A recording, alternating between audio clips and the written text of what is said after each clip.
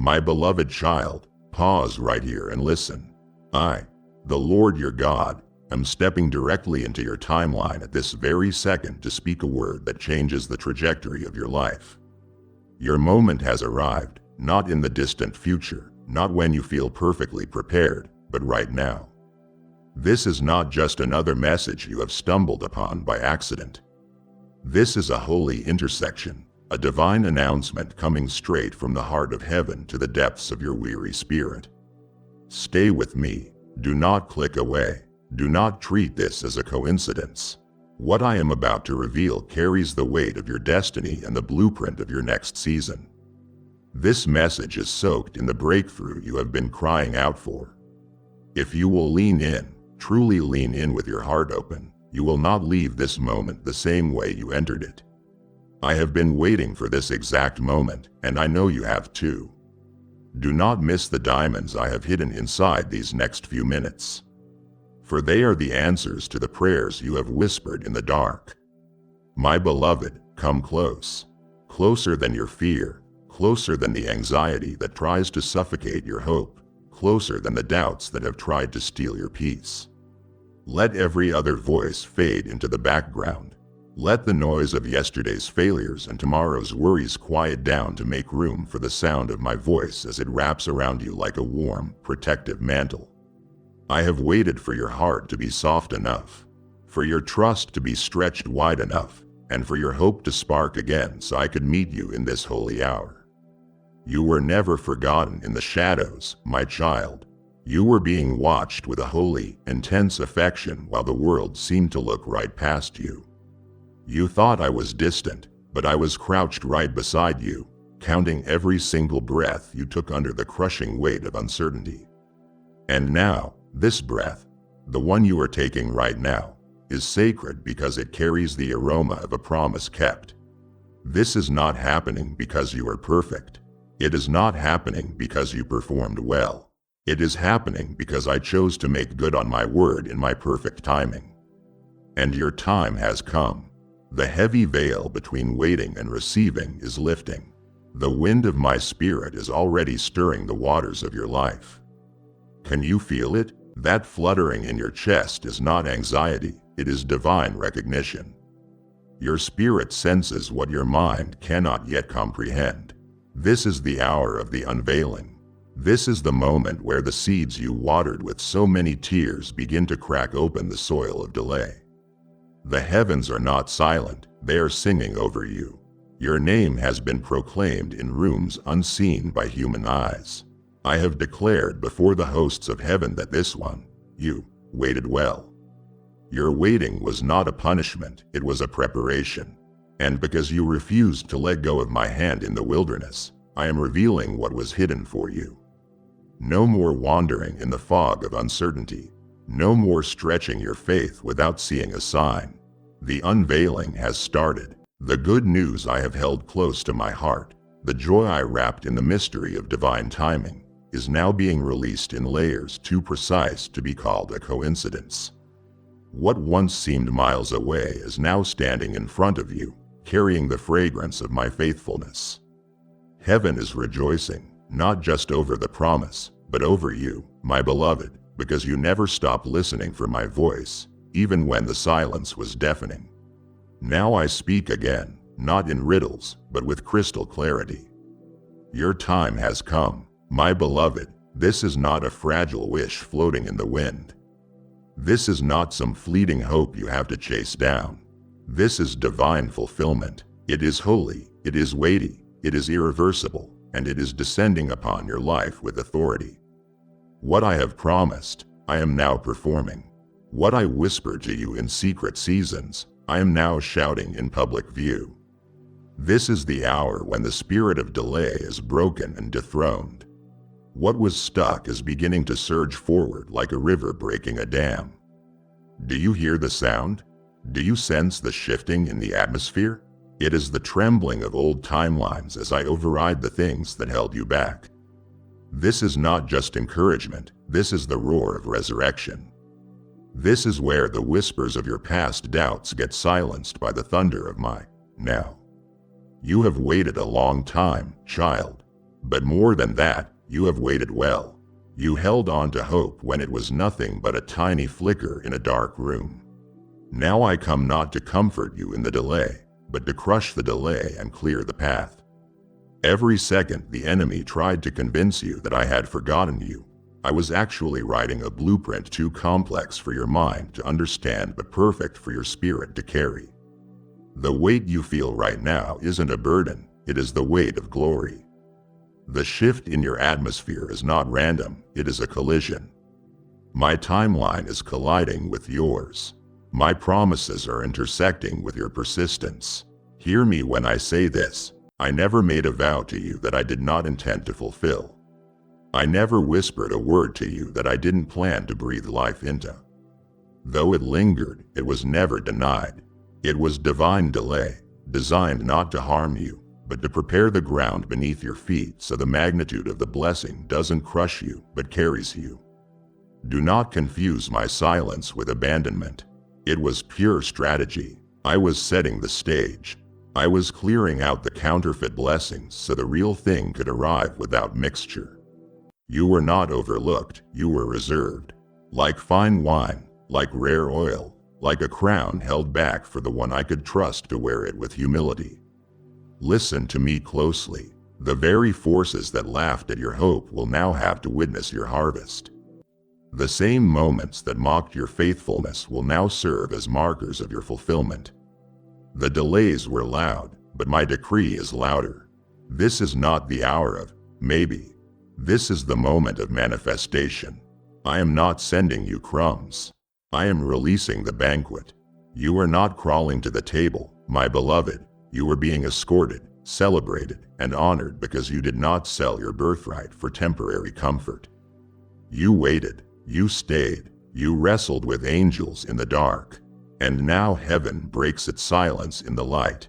I am releasing sudden alignments, the kind that make heads turn and mouths fall open.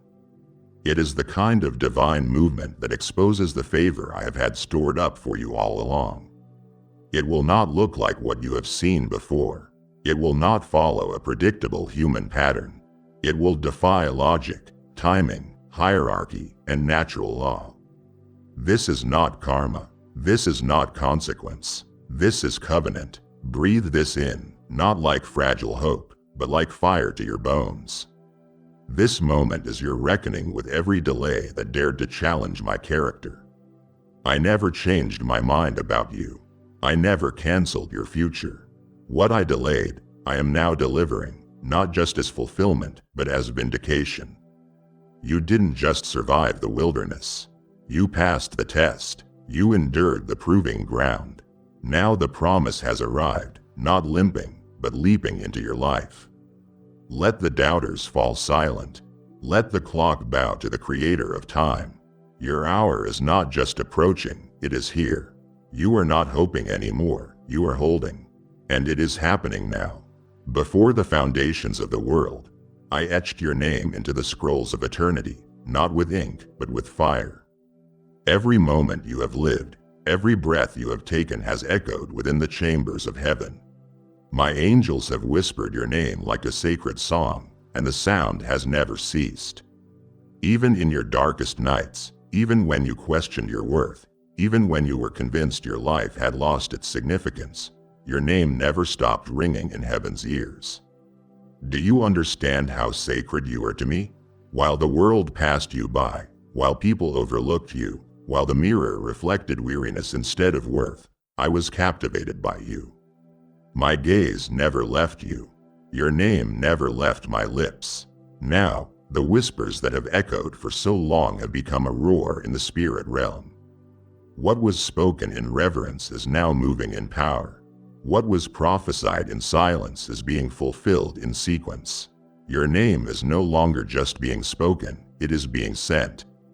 Sent ahead of you into rooms, sent into new realms, sent into miracles that are already unfolding. You must understand, heaven does not whisper lightly. When your name was released, it wasn't noise, it was a summons. That sound has triggered a series of divine movements. People are being stirred to remember you. Favor is being reawakened. Dormant doors are beginning to crack open. What once ignored you will now invite you, not because you changed to fit their expectations, but because I changed the environment to fit my vision for you. You were never meant to shrink to earn access. I was preparing access to rise up and meet your calling. Now, beloved, every step you take is echoed in the Spirit. The things you thought were missed opportunities were actually moments of divine redirection. You were not left behind. You were held back until the stage was set, until the oil was ripe, until the audience was ready. Now the movement begins, not because man opened a door, but because I did. And when I open it, no man can shut it. Do not underestimate what is happening around you. It may not look dramatic yet, but it is divine. This movement is not about chaos, it is about convergence. Every whisper has layered your destiny with intention. Every time your name was spoken in faith, even by your own lips in prayer, it was added to the melody of fulfillment. You have felt it, haven't you? That strange sense that something is shifting, that something is waking up deep inside. It is not your imagination. It is not just wishful thinking. It is me stirring the waters, releasing what has been held back. Child, let me say this with reverence. I am not just moving on your behalf, I am moving through you. You become the message, you become the sign. Your very life is now a testimony in motion. Those who whispered lies about you will now witness the truth I have been building all along. Not in secrecy, but in sacred timing. This is more than movement, it is a miracle wrapped in momentum. The whispers have become wind. The wind has become waves. And now the waves are carrying your name into every space it was meant to reach.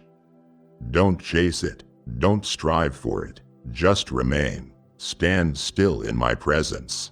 Let me finish what I have started, because what is coming isn't random. It is rhythmic. It is heaven's heartbeat matching your timeline.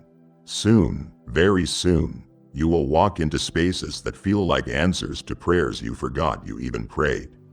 But I didn't forget. Heaven never forgets. Every whisper counted, and now every step will follow the echo of those whispers into full-blown wonder. Your name is not just known in heaven, it is being announced on earth. So walk boldly, my child. What has been echoing is now erupting. My beloved, I know what the silence did to you. I saw the way it echoed inside your chest like thunder in an empty valley. I know how it made your prayers feel like they were hitting a ceiling and bouncing back into your weary hands.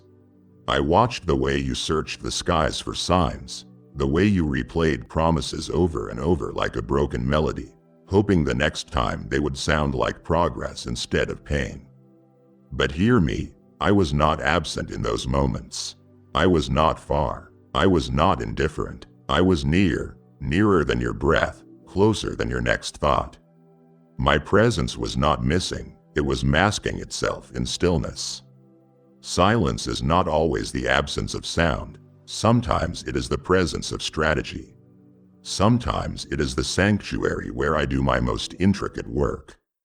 I was not delaying your life, I was designing it. I wasn't ignoring your cries. I was orchestrating the answer with such precision that even a second too soon would have unraveled the perfection I had in store. The pain you felt in those silent seasons was not proof of my abandonment, it was the tension of transformation. I was aligning timelines, rearranging people, uprooting plans, and building a foundation that could carry the weight of what I am now bringing into your life. Yes, the silence was severe, but only because the assignment is significant. I had to still every other voice so you would know the sound of mine when I finally broke through. And that is what I am doing now. I am speaking not softly, but with force, not through riddles, but with clarity. My silence did not mean I was uninterested. It meant I was intervening in places you couldn't see. The heavens were not quiet because they were passive, they were focused. The moment you thought I had moved on to bless others, I was already behind the curtain, aligning your miracle, fashioning your breakthrough like a tailor, measuring every thread of glory to fit your exact story. What I was preparing for you wasn't just a blessing, it was a blueprint. I needed your faith to stretch beyond what your ears could hear. That is why it felt so lonely. That is why you questioned whether you were even still on the path. But let me reveal the secret: you weren't lost. You were led. Every moment of silence was me clearing the stage. Every unanswered question was a holy placeholder for what I would soon reveal. Even your confusion, even your frustration, I collected it all. I bottled every tear, treasured every sigh, weighed every silent sacrifice in the scales of eternity. What I am giving you now isn't consolation, it is culmination. What I am unfolding in your life is too sacred to be rushed and too holy to be shared with just anyone. So don't despise the silence anymore. Don't replay it like a punishment. Look back and see what I protected you from. Look at the people who left, the plans that crumbled, the paths that closed. Those weren't losses, they were layers of misalignment I refused to let you carry forward. What I have aligned for you now, the provision, the partnership, the platform, carries eternal weight. Only a soul forged in silence could carry this kind of glory without cracking. You thought the silence was breaking you, but it was actually building you. You thought you were forgotten, but you were being formed. And now that I have aligned everything, I speak, I move, I shift, I release. The sound of my voice will not be mistaken this time. It will thunder through your circumstances and remind you that even when I was quiet, I was never gone. I was aligning the impossible just to make this moment undeniable. My precious one, I watched you. I saw you not with the distant glance of a distracted deity, but with the focused, fiery gaze of a father who never looked away. I saw you when no one else did. I saw you when you were giving and there was no applause. I saw you when you were praying and there was no echo. I saw you when you were sowing and the ground looked barren. You kept showing up. You kept lifting your hands when they trembled. You kept speaking my name when your heart could barely whisper. You could have walked away. You had every logical reason to turn your back and say it wasn't worth it. But you didn't. You chose me. That choice, that holy, trembling, invisible choice, moved me, child. When the night pressed harder, you pressed in deeper. You stood in the unseen while others ran after the visible. You stayed rooted when everything around you said, run. I watched as your soul bled in secret, and yet your mouth still called me faithful. You didn't perform for attention, you persevered for intimacy. You weren't trying to impress me, you were trying to hold on to me. That kind of loyalty is rare. That kind of devotion is heavy with glory. I recorded it all. Every act of obedience you offered in the absence of reward. Every time you chose holiness over hype. Every hour you spent in quiet trust while others flaunted loud success. I was not just observing, I was storing. I was storing the weight of your loyalty as seed. And now, I rain down harvest with thunderous joy. Child, hear me, your faith was not wasted. Your devotion was not dismissed. Your midnight obedience echoed through eternity and bent the ears of angels. I told them your name. I said, watch this one. Watch how they love me without proof. Watch how they trust me in the dark. You didn't know it, but your broken hallelujah became a war cry in the spirit realm. Your perseverance became prophecy. Your stillness became strategy. Now I am responding not with trickles but with torrents. Not with drips of blessing but with divine downpours that wash away every trace of delay. You didn't earn this because of perfection. You received this because of posture. The way you bowed when others boasted. The way you waited when others wanted. The way you whispered my name when it would have been easier to curse me. You didn't just remain, you rooted. And I honor the rooted. So now, watch what I do. Watch how I flip the script. Watch how I take your hidden faith and make it a public feast. Watch how I seat you in places others said you would never enter. Watch how I lift you, not to show you off, but to show myself faithful. Because you stayed, I now send. Because you trusted, I now transfer. I am not sending fragments, I am sending fulfillment. I am not rewarding you with relief, I am unveiling your reign. This is your season, child, not just because the pain has passed, but because your heart has proven it can carry the weight of my goodness. You passed the test others never even saw happening. Now your hands will hold what only heaven could have given. My beloved, your yes did not disappear into the void. It was not swallowed by time or wasted in silence. No, child, your sacred surrender sent a shockwave through heaven. That single decision, uttered not in strength, but in trembling trust, carried more weight than 1,000 declarations made in ease. Your yes cracked something open in the spirit. It activated ancient doors, divine directives, and angelic movements.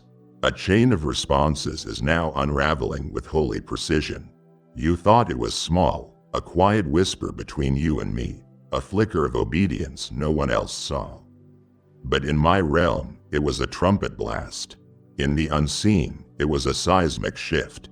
Your yes shook the dust off forgotten promises. Your yes pierced through the fog of fear. Your yes reminded the darkness that you still belong to the light. When you could have said, maybe, you said, yes. When you could have said, not yet, you said, I'll go. That kind of raw, unpolished, brave, yes, is the kind I build legacies upon. You may not see the full effects yet, but I assure you things have already begun to move. Favor is following you. Doors are starting to tremble on their hinges. What once looked immovable is now being stirred simply because your yes unlocked something only surrender can reach. I have sent assignments in your direction. People who don't even know why they are thinking of you will soon speak your name with reverence. Rooms that were closed to you are now being rearranged for your entrance. Resources are rerouting. Strategies are shifting. Atmospheres are aligning. All because you said yes when it cost you everything. You did not just agree with an idea, you agreed with your identity. You aligned not with comfort, but with covenant. That covenant is unshakable. Your yes was more than words, it was worship. It was warfare. It was a declaration made not in the spotlight, but in the solitude of surrender. Now I respond not just with blessing, but with a blueprint. I am building something with your yes that cannot be undone. I am layering favor over your footsteps, painting purpose into every delay you endured, and wrapping divine appointments into the very fabric of your future. I am not simply rewarding your obedience, I am building upon it. I am expanding your reach, increasing your influence, and elevating your authority, not for applause, but for impact. Not for display, but for destiny.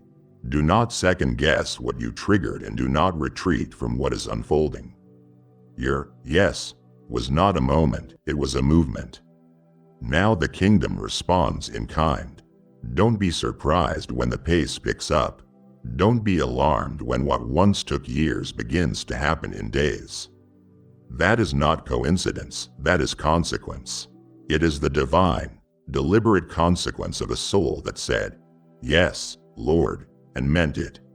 You are not walking into favor accidentally. You are stepping into what your surrender initiated. I, the author, the architect, the Almighty, am honoring that, yes, in ways that eyes have not seen and minds have not imagined. You didn't just obey, you opened something. And now, the opening cannot be closed. Oh, how I wish you could see what I spared you from.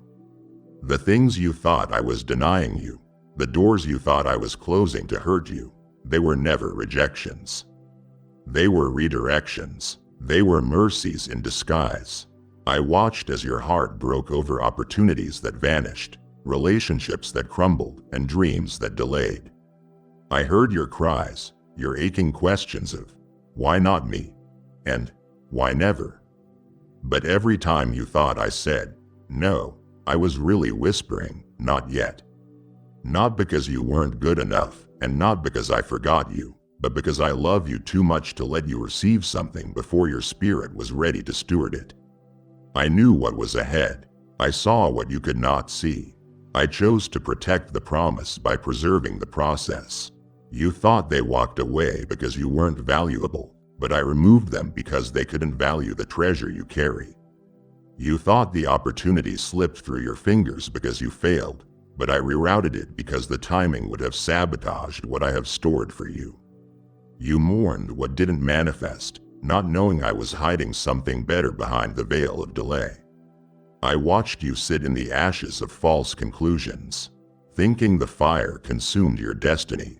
But the fire didn't destroy it, it refined it. With tears still fresh and scars still healing, I tell you this, the best wasn't denied, it was preserved. It was set apart, sealed in my sovereignty until your soul was strong enough to carry the glory without cracking under its weight.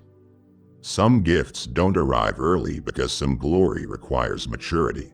I couldn't give you what you were praying for back then, not because you weren't worthy, but because the world around you couldn't handle what I was about to hand you. I needed to build capacity. I needed to deepen your roots. I needed to stretch your trust beyond surface-level beliefs so that when the blessing arrived, it wouldn't crush you, it would crown you. What looked like withholding was actually me holding you close, keeping you from counterfeit comforts and shallow successes that would have derailed your destiny. Every no I whispered was a yes to something greater. Every closed door was me guarding what you didn't yet know to ask for. And now, child, I open the vault. Now I release what I preserved, what I kept holy while the world rushed ahead, what I covered in mystery while you learned to trust me in silence. The moment your spirit matured enough to carry the weight of this next chapter, I leaned in and said, now. You didn't miss it, you were being molded for it. Now it fits like a key in a lock, like destiny and design, like glory in human form. The protection is over, the presentation begins. You will see with tears of joy and awe in your eyes that I never rejected you. I shielded you, I never bypassed you, I waited with you. Now you will walk into the room I built behind closed doors with a story no one else can steal and a strength no storm can shake. My beloved child, brace yourself. Not for a burden, but for a blessing. What I am releasing into your life in this very hour is not confined to one open door. It is a divine downpour. I am not merely unlocking an opportunity. I am unleashing a cascade of connections, alignments, and miracles that no human hand could fabricate. The hour of the trickle is over. The season of barely enough is behind you. You are entering the overflow, not by effort but by orchestration. It is the kind of orchestration that defies logic, disrupts patterns, and delivers not just enough, but more than you imagine.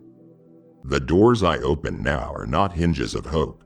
They are highways of heaven crashing into your timeline with purpose and precision. You waited for one opening. You prayed for a crack in the wall. But I am tearing down entire gates. I am not giving you access, I am making you the access. You become the door others will walk through. What I am placing in your hands is not a favor for you alone. It is a flow that will affect everyone connected to your obedience. This flow will not be subtle. It will be supernatural. It will not knock, it will crash through. I am opening doors in dimensions you didn't even know existed. Opportunities hidden from your sight are now sprinting into your reality. Not by your resume, not by your relationships, but by my reach, the reach that extends beyond algorithms and accolades, beyond protocol and pedigree. This is the kind of release that silences doubt and provokes awe. What I am about to do for you, no man can take credit for and no devil can deny. The stage is set, the atmosphere is primed. I have not come with a key, I have come with a battering ram. I am breaking barriers, dismantling delays, and rupturing routines that once held you back. This is not about climbing a ladder. This is about riding a wave. A divine wave of fulfillment that has been gathering force behind the scenes of your waiting. And now it is here. Can you feel it? The air has changed. The pressure has shifted. The heaviness you have been sensing isn't anxiety, it is acceleration. You are not being crushed, you are being catapulted. You are not being overlooked, you are being overtaken by goodness. I have seen how you stayed faithful when it looked like nothing was moving. Now, because you endured, I am moving everything at once. Not one area will be untouched. From your finances to your family, your calling to your creativity, every piece is about to be placed in divine alignment. So prepare not just for change, prepare for collision. Heaven is colliding with your history. Glory is colliding with your timeline. Grace is colliding with your steps. None of this can be manufactured by man. I didn't need a network. I didn't require a platform. I needed your yes. And now that I have it, I am flooding your life with doors. Not to confuse you, but to confirm me. You will know which ones to walk through. My peace will be your compass. My voice will be your clarity. As you move, you will discover that this flood is not overwhelming, it is orchestrated. What felt delayed was only being divinely distributed. Now, beloved, the doors will swing open without warning, and they will remain open by my decree. For I have not just come to bless you with an entrance, I have come to establish you as a gate. Every drop mattered, beloved, every tear you wept in solitude, every groan too sacred for language, every night you turned your face to the wall and whispered my name with cracked breath. I collected them all. Not a single one was wasted. I saw them, I felt them, I stored them in my holy vault. Each one was a seed soaked in sincerity. Each one was a petition soaked in pain. Though no one saw you, though the world passed by unaware, I was there on the floor with you, in the silence beside you, brushing each tear off your cheek like dew off the grass at dawn. You thought they were evidence of weakness, but in heaven's economy, tears are currency, and yours bought a harvest unlike anything you could have imagined. The soil that looked barren is now breaking. The ground that felt dead is now growing with glory. Every tear that hit the earth was watering something invisible, something intentional, something immortal. While you thought you were losing, I was planting. While you mourned what didn't grow, I was multiplying what would. You wept over what withered, but I was fertilizing what would flourish. Now the time has come for breakthrough. This harvest will not be mild, it will be magnificent. It will not trickle, it will triumph. The places you once grieved will soon be the ground where you dance. The same earth that absorbed your agony will now erupt with abundance. You must understand I did not overlook your pain, I oversaw its purpose. I turn your tears into testimony. I transform your sorrow into soil. Now what is bursting forth is not just beauty, it is vindication. You will reap in joy because you sowed in silence. You will laugh in the fields where you once wept in fear. People who never saw your suffering will soon witness your sudden bloom. They will ask, "Where did this come from?" And you will know, you will remember, you will recognize the shape of the miracle because it fits the contour of your cries. This isn't random growth, this is restoration. This isn't wild success, this is watered sacrifice made manifest. Hold your head up now, tear-soaked warrior. Lift your eyes not just to the hills, but to the harvest. It is here, not coming, not on its way, it is here.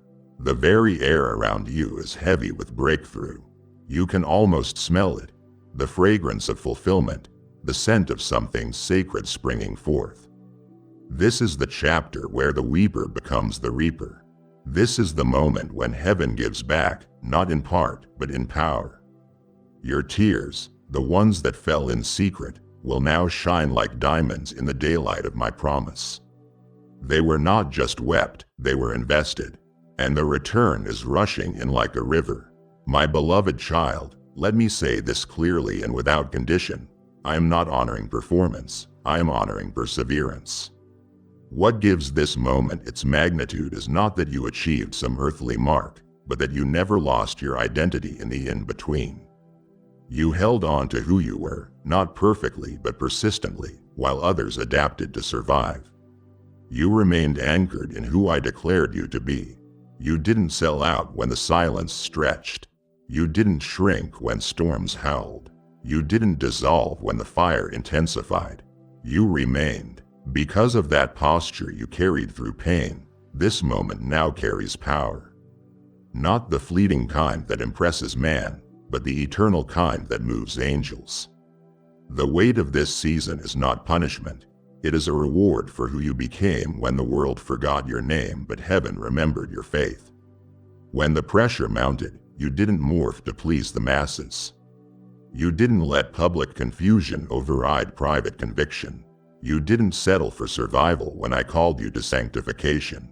You were squeezed. Oh, how you were squeezed. But what poured out of you was worship.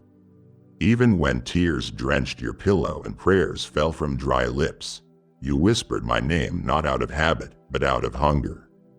You could have collapsed into convenience. You could have rewritten your calling to match the culture. But instead, you remained mine. You didn't fake strength. You offered surrender. You didn't hide your wounds. You held them up to me like offerings, like incense burning from a broken altar. Now, child, that offering has reached my throne. I have inhaled your honesty and exhaled my favor.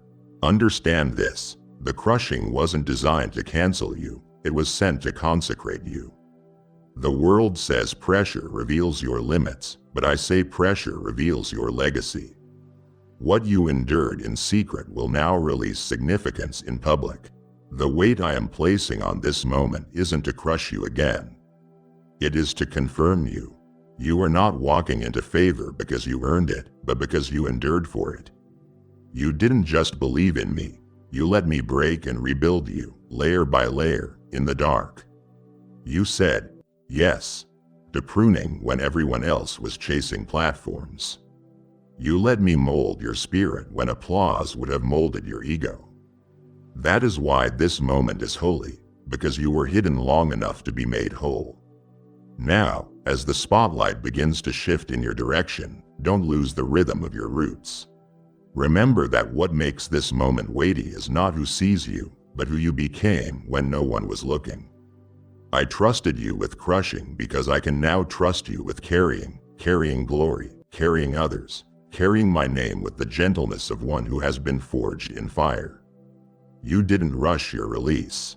You didn't skip your process. You remained, and now I declare this moment heavy with divine inheritance. You are not stepping into a highlight. You are stepping into holy history. Who you remained in the crushing is the reason you are ready for the crown. I never asked you to be flawless, child. I asked you to be faithful. And you were, not because you got everything right, but because you refused to walk away even when everything felt wrong. You kept showing up, weary, wounded, worn, but you showed up. You dragged your hope across dry ground. You limped into the prayer room when others danced. You lifted your eyes even when all they saw was fog. That matters to me. I don't measure with man's metrics. I don't weigh your worth by your wins. I look at the moments no one applauded. I look at when you believed despite the breakdown, trusted despite the trauma, and stayed despite the silence. You thought you had to get it all right, but what moved me was that you didn't give up when everything went wrong. Others may not see it, but I do. I saw you bite your tongue instead of fighting back. I saw you sow when the soil looked barren. I saw you walk away from opportunities that would have boosted your image but bankrupted your soul. I saw the conversations you could have weaponized but instead surrendered. I saw the apologies you gave even when you were misunderstood. That is perseverance. That is purity. That is the kind of heart I reward not with worldly attention, but with heaven's acceleration. I am responding not to your picture-perfect posts, but to your private endurance. It is the kind of spiritual stamina that doesn't make headlines, but makes history. You didn't climb ladders, you carried crosses. You didn't chase applause, you chased alignment. And that choice, that grit wrapped in grace, has brought you to this threshold. What I am releasing now isn't earned by your perfection, it is unlocked by your perseverance. You stayed when walking away would have been easier. You gave when there was no guarantee of return. And now the return is rushing toward you, not like a paycheck, but like a promise kept. I am not repaying you like a boss compensates a worker. I am crowning you like a father exalts a child who trusted him. Even in the dark, you didn't perform, you persevered. That is why the windows of heaven are opening over your life with force and finality. Hear me clearly, child, you are not stepping into favor because you mastered the formula. You are walking into this season because you held on to me through the flood. I watched you wobble, cry, scream, question, and still walk. Still kneel, still say, "Yes, Lord," even when you didn't understand. That is what I honor. That is what I bless. I am not building platforms for the perfect. I am building legacies on the lives of those who didn't let go. You didn't quit, and I didn't forget. So open your arms wide. This isn't your reward for being flawless. This is your inheritance for being faithful. What is coming next will carry my fingerprints, not as proof of your power, but as a banner of my promise to those who persevere. Ah, my beloved, if only you knew what your trust looked like from my side. The moments that felt chaotic and confusing to you were not missed by me. In fact, they were moments I held close, closer than you knew. You handed me parts of your life that were tangled, unfinished, and misunderstood even by you. You didn't demand answers. You didn't insist on control. You didn't package your life in polished prayers and call it faith. Instead, you gave me what was raw, real, and unguarded. You handed me the heartbreak you couldn't explain. You handed me the delay you couldn't decipher. You handed me the loss you couldn't label. Rather than run from the mess, you placed it in my hands and whispered, "I still trust you." That whisper, child, split open the heavens. There is a different kind of trust that rises when nothing makes sense. It is the kind not born out of clarity, but carved out of surrender. This is what you gave me. You didn't just trust me with what you understood. You trusted me with the questions you never got answers to. You said, "Take it, God, even if I never know why." That kind of faith moves mountains, yes. But more than that, it moves me. I watched you offer your broken chapters like burnt offerings, asking for nothing but my nearness. You didn't barter. You didn't manipulate. You just trusted. When it would have been easier to walk away, you walked deeper. And because of that sacred offering, your time has come. I have held your story in my hands like a sacred scroll. Every word, every sigh, every pause recorded. What you didn't know was that every confusing moment you endured was secretly tethered to divine clarity in the future. Nothing was wasted. The silence was scripting something. The confusion was camouflaging the choreography of your calling. What didn't make sense was never senseless, it was sacred. Faith doesn't need all the facts to say, "Yes." That is what you proved. You trusted me with the parts you couldn't explain to anyone, not even yourself. You didn't need me to make sense, you just needed me to stay. And I did. I never left. Now I return to that place of surrender with an announcement. I am turning the confusion into clarity. I am redeeming the unspoken grief. I am repurposing the very areas of your life you thought I had forgotten. Listen closely, child. This moment is not random. This season is not accidental. It was reserved for the ones who trusted me without a map. Your time has come because your trust went beyond comfort. I am not just honoring your story, I am unveiling it. I am pulling back the curtain on every mystery you have carried. I am showing you why it had to unfold the way it did. What once felt like a scattered puzzle will now fall into place. And you will stand in the middle of revelation, not because you figured it out, but because you faithfully surrendered what didn't make sense. I honor that kind of faith. I move for that kind of heart. I crown that kind of trust. You gave me your chaos, now I give you clarity. Your time has come. You have just heard me say you are not behind schedule, you are right on time. Now I ask you, child, will you be a vessel of that same good news for someone else? For just as I sent this word to awaken you, I desire to use you to awaken others. When you give, you are not just supporting a video, you are sowing into the sound of deliverance, the sound of divine timing, the sound of souls being reclaimed. Every super thanks, every membership, every seed through PayPal is like oil being poured on the fire I am spreading across the earth. I declared it in my word, and I speak it over you again now. Those who refresh others will themselves be refreshed. This is not just generosity, this is kingdom partnership. When you move in step with my spirit, I release favor in step with your faith. I will multiply it, I will mark it, I will use it to carry my voice farther than your feet could ever go. Don't wait, don't delay. Give now and watch how I pour it back in ways you never imagined. Let me take you back to the waiting, that long, quiet hallway of time where nothing seemed to move and everything inside you begged for breakthrough. Do you remember? I do. Every minute of it, every ache you swallowed, every moment you stared into silence wondering if I had forgotten. But while you waited, I was writing. Oh, child, if only you could see the scrolls. If only you could read what I wrote in those sacred gaps between your tears. I was scripting more than answers, I was engraving glory.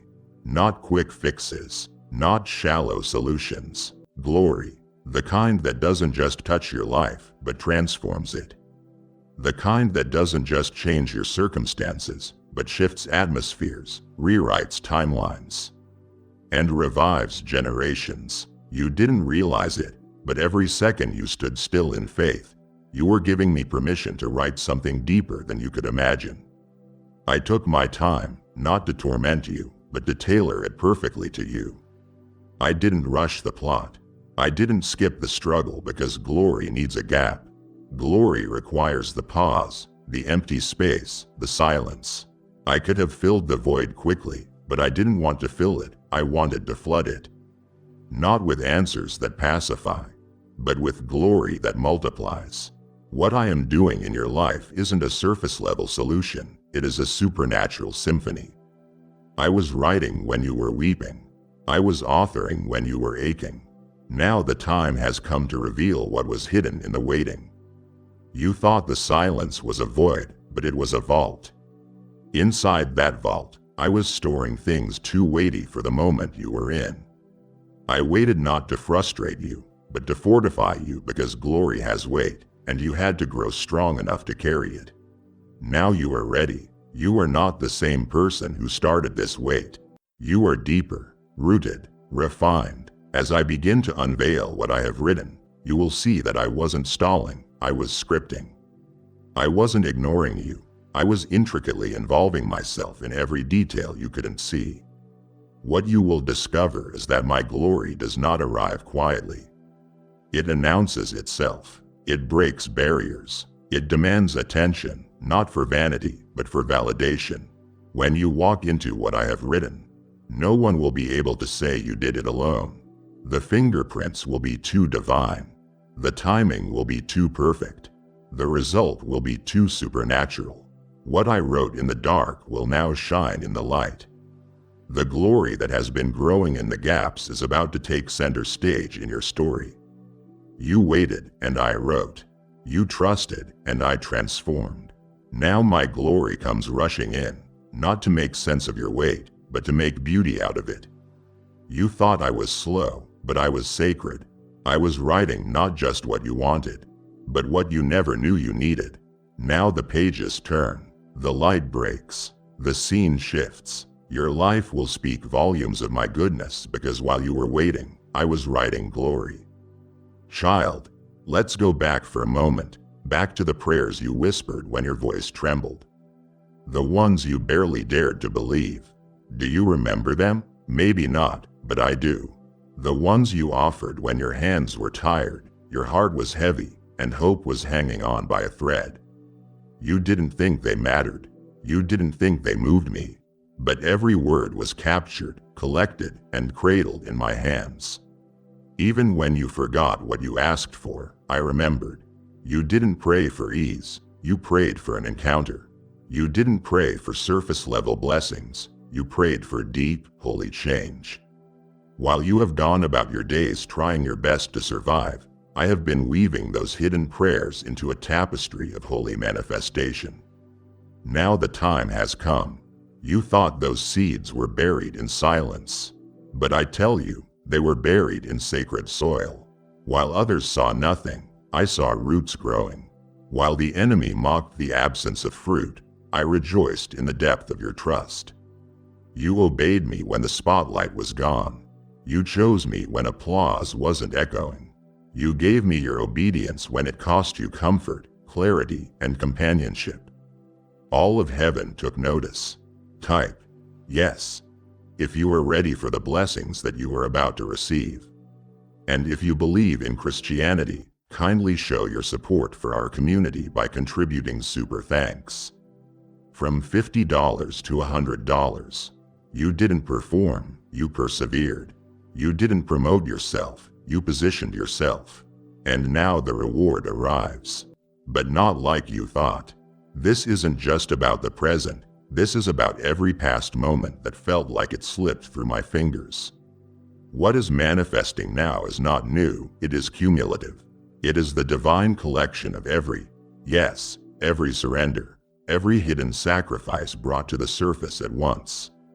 Oh, the battles you fought in silence. How I watched. You didn't wear your war like a badge, you wore it like a secret between us. You didn't use your struggle for sympathy, you turned it into worship. You cried in the car, in the shower, in the midnight hours when no one knew.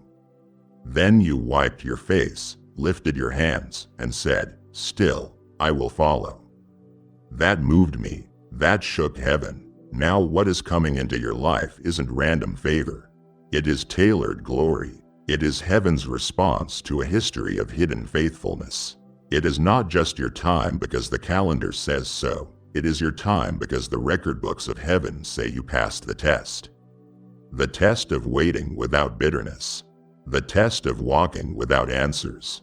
The test of worshiping without visible results. Prepare yourself not for randomness but for recompense. What is showing up now is perfectly measured. It is layered with history, soaked in intercession, and wrapped in the reward of unseen obedience. People may say it came out of nowhere, but you will know. You will feel it in your bones because it will echo with every prayer you thought heaven forgot. I will whisper to you in the midst of it all, this is for that. This breakthrough is tied to that lonely obedience. This door is connected to that whispered, yes. This overflow is the echo of that sacrifice you never talked about. Nothing is wasted. Nothing is lost. Now it is all coming together. What is about to manifest isn't random. It is righteous. It is remembered. It is yours. Let me speak this over you, child, not softly, but with the weight of heaven behind every word. You are not just coming out of the battle. You are coming out radiant.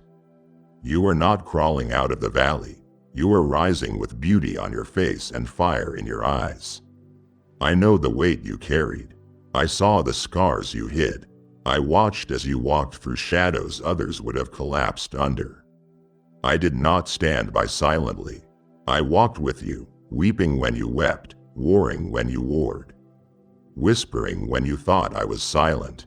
Now I clothe you in beauty, not just as restoration, but as revelation, so that the world will know you were with me the whole time.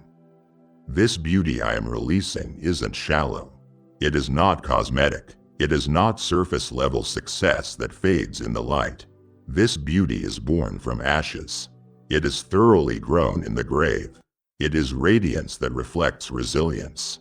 I am painting your life with vibrant redemption, so powerful it will silence every accusation that tried to define your past. This beauty will not erase what you endured, it will elevate it.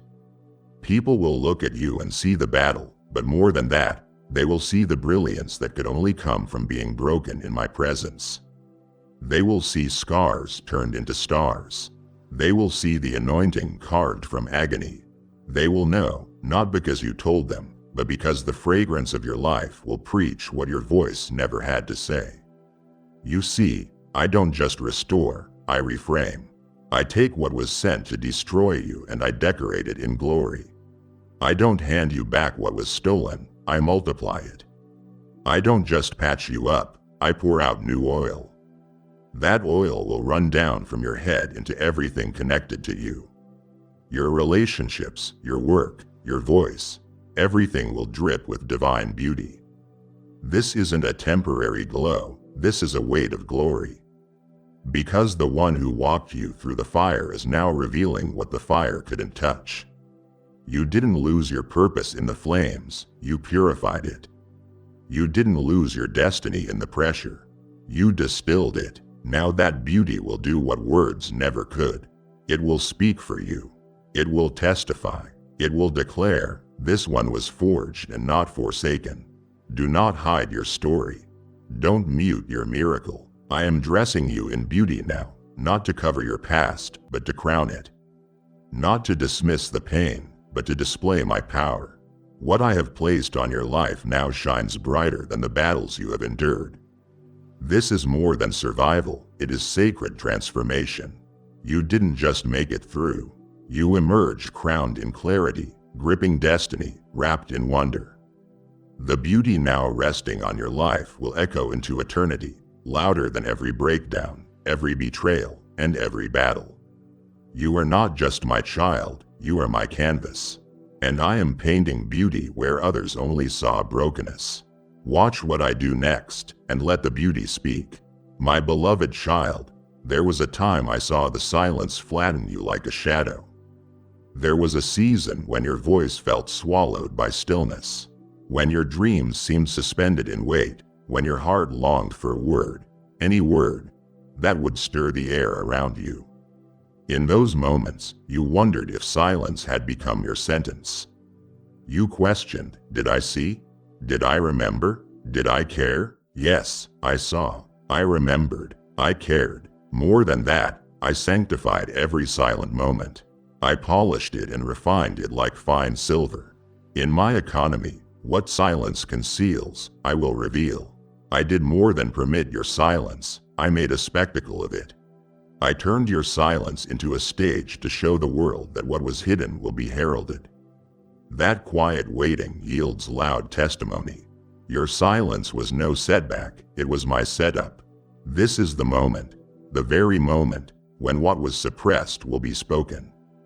What was subdued will be displayed.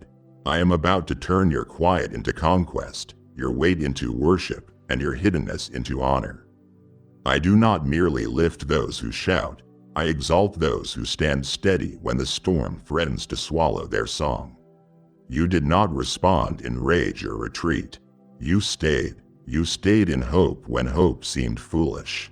You stayed in my presence when presence felt absent. Now the heavens are bending toward your rise. Angels have leaned in. Powers have frowned at your faithfulness. But now those very powers will bear witness to your breaking forth. The atmosphere cannot hold back what my hands have written. The corners of demonic contracts that thought they bound you are about to crumble because your rise is not of your might but of my move. Do you see? This is more than a comeback. This is a crown from the chaos. It is more than vindication, it is visible victory. Every person who whispered, too late, every voice that said, you'll be forgotten, every moment someone saw your silence as absence, they will see presence rising. Through your rise, I will make a grand statement, not with earthly speeches or hollow praise, but in public purpose, in divine positioning, in appointments that are irrevocable. I will cause doors to open in perfect timing. I will cause your name to echo with authority, not arrogance. Your life will become a banner, not of what you lost in the quiet, but of what I gained in your faith. Prepare for a spectacle, not spectacle for spectacle's sake, but a spectacle of my glory through your growth. Wear your rise with humility, but walk into it with confidence. The statement I am making through your steps will not be whispered, it will be proclaimed. Let the world watch, let the heavens sing, let your rise be remarkable because it was righteous, because you stayed when standing would have crushed you, because you trusted when fear wanted to steal your song. Your time to rise has come. I have made a spectacle of your silence. Now I make a statement through your rise. Oh my child, hear me now. I know the fear that clawed your heart.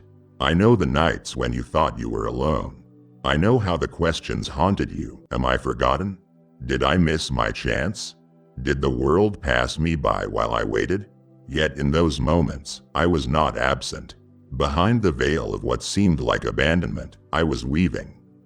I was weaving your future with threads of purpose, precision, and prophetic power. Quiet trust, sometimes unseen, sometimes uncelebrated, was your anchor. While you wrestled with doubts, I wrestled with time and shifted the length of your season so that no moment would be wasted. You may have felt hidden, but in that hiding, I was organizing, aligning, and animating the blueprint of what I would bring to light. Do not despise the silence, for it held sovereignty. Behind that veil, I collected every prayer unsatisfactorily answered, every tear unacknowledged by human arms, every longing that felt ignored.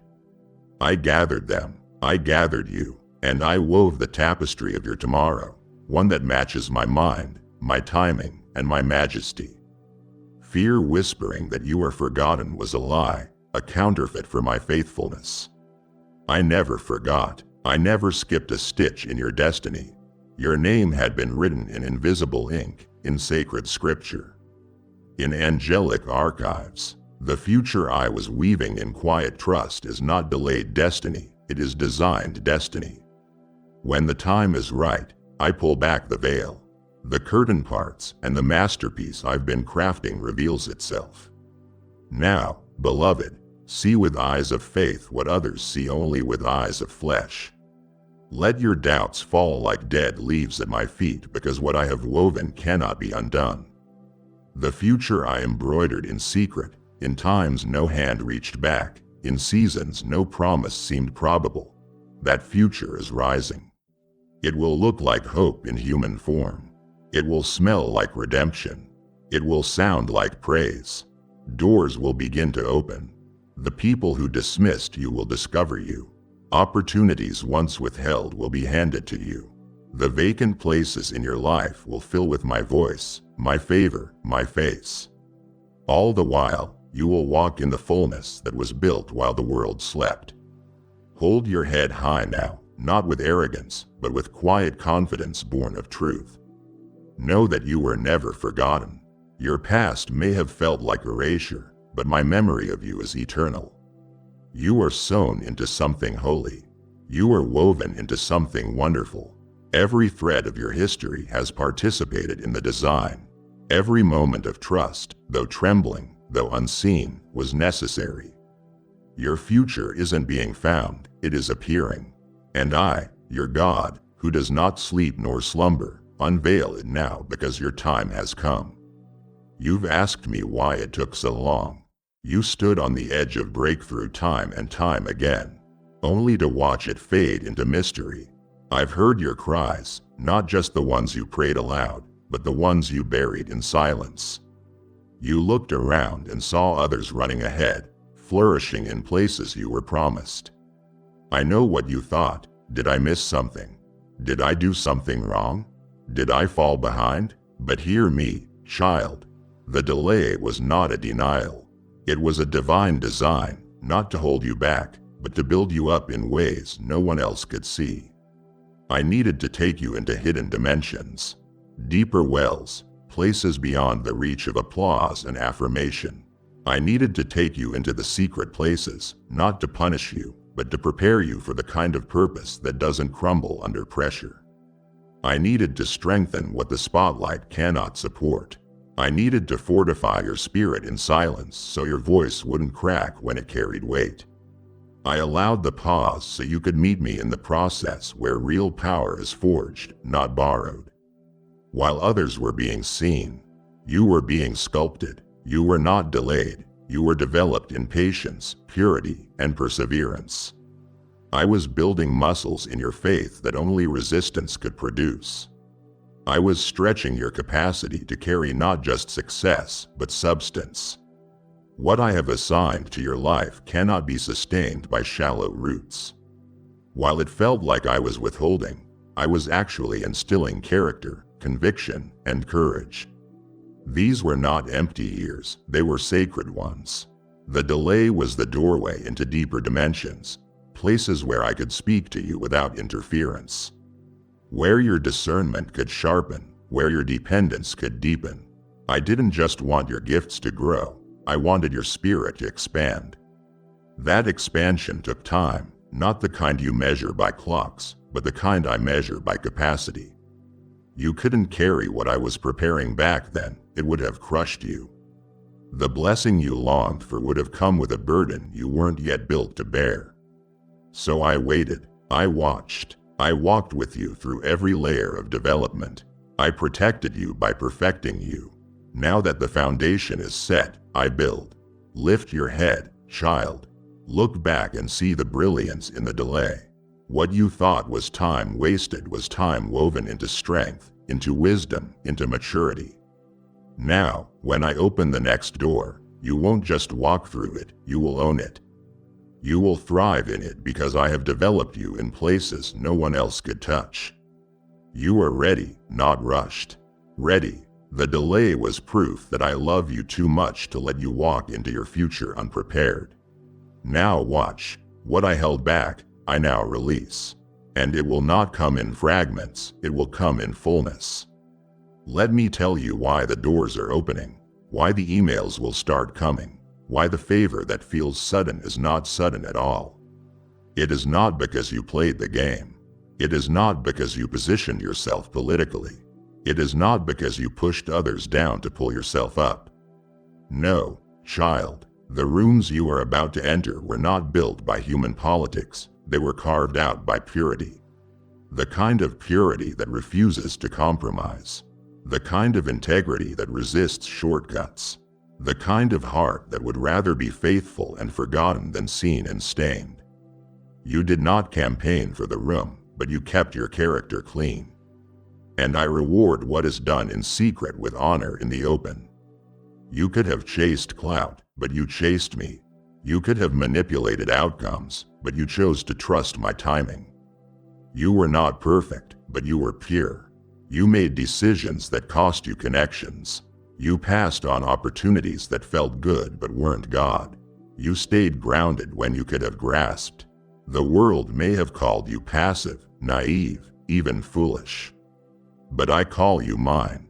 I call you holy. I call you ready. The next level of favor I am releasing cannot be sustained by ambition. It must be stewarded by purity.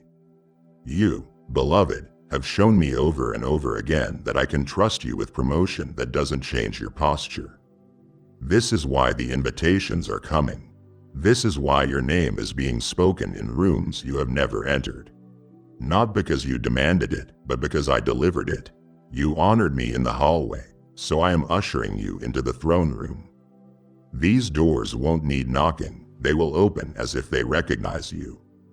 Because they do. They have been waiting for someone who didn't climb in through compromise. These are assignments, not opportunities. These are commissions, not coincidences. When you walk into those rooms, you will carry a fragrance, not of desperation, but of destiny. Others will ask, "How did you get here?" And you will smile, not with arrogance, but with quiet reverence, and say, "God placed me here." So go, child, not as a visitor, but as a vessel. Don't shrink. Don't second guess. You didn't earn your way in. You were sent. And when I send someone, no man can unseat them. Your purity was your promotion. Your surrender was your strategy. As I seat you among the great, know this, you will not bow to the room will respond to what you carry. Because what you carry is not humanly manufactured. It is heaven ordained. I am proud of you. Not because you made it, but because you stayed pure in the process. And now the door is open. Child, hear me. I know the shadow of your past has tried to follow you. I know the fear that creeps in when something good starts, whispering, what if it happens again? I have seen the way you brace yourself even for blessings, afraid the joy won't last, afraid the ground will give out beneath your feet. But listen to me, this chapter will not mirror your mistakes. It will not echo the agony. It will not replay the heartbreak. I, the Lord your God, who writes redemptive stories with ink that never fades, declare to you now, this next chapter is not a repeat, it is a redemption. I am not recycling your pain, I am writing your legacy. What once broke you will now build you. What once silenced you will now sing through you. The trauma that tried to tattoo itself on your identity will now become the canvas on which I paint a masterpiece of mercy. I will redeem your sorrow not by pretending it never happened, but by making it bow to my glory. Every broken place, every bruised memory, every tear-soaked night, I will not erase them, I will exalt myself through them. For I am the God who does not discard your history, I redeem it. I pull gold out of ashes. I resurrect meaning out of misery. You thought your pain was wasted, but I have been storing every piece, every moment, every ache. Now I breathe my breath over it all and say, live, you feared the repetition of the past because you forgot who your author is. I do not write loops, I write layers. I do not recycle wounds, I reveal wonders. What is ahead of you does not rhyme with what is behind you, it reverses it. Where there was abandonment, I now release alignment. Where there was betrayal, I now release blessing. Where there was loss, I now release legacy. I am not done with your story. In fact, the part where I take over is just beginning. The pen is in my hand. The ink is still wet. This next paragraph will make the last one make sense. What the enemy used to disqualify you, I now use to distinguish you. The very thing that made you weep in secret will now be the thing I use to awaken others to their purpose.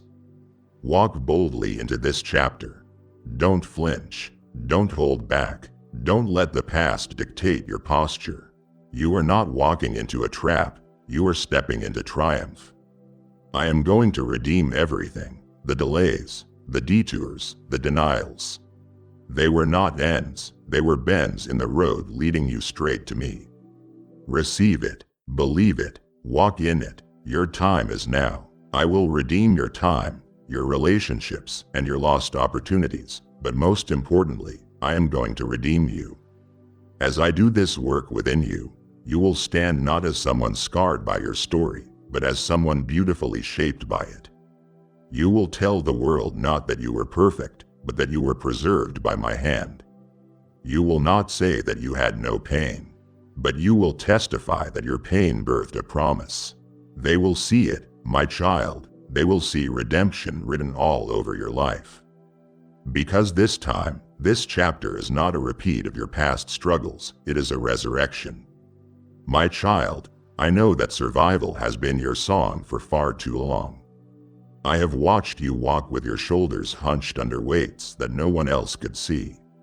I have seen you counting pennies, not just in your finances, but in your energy, in your joy, and in your trust. You have rationed hope like it is a scarce resource because you were afraid to run out.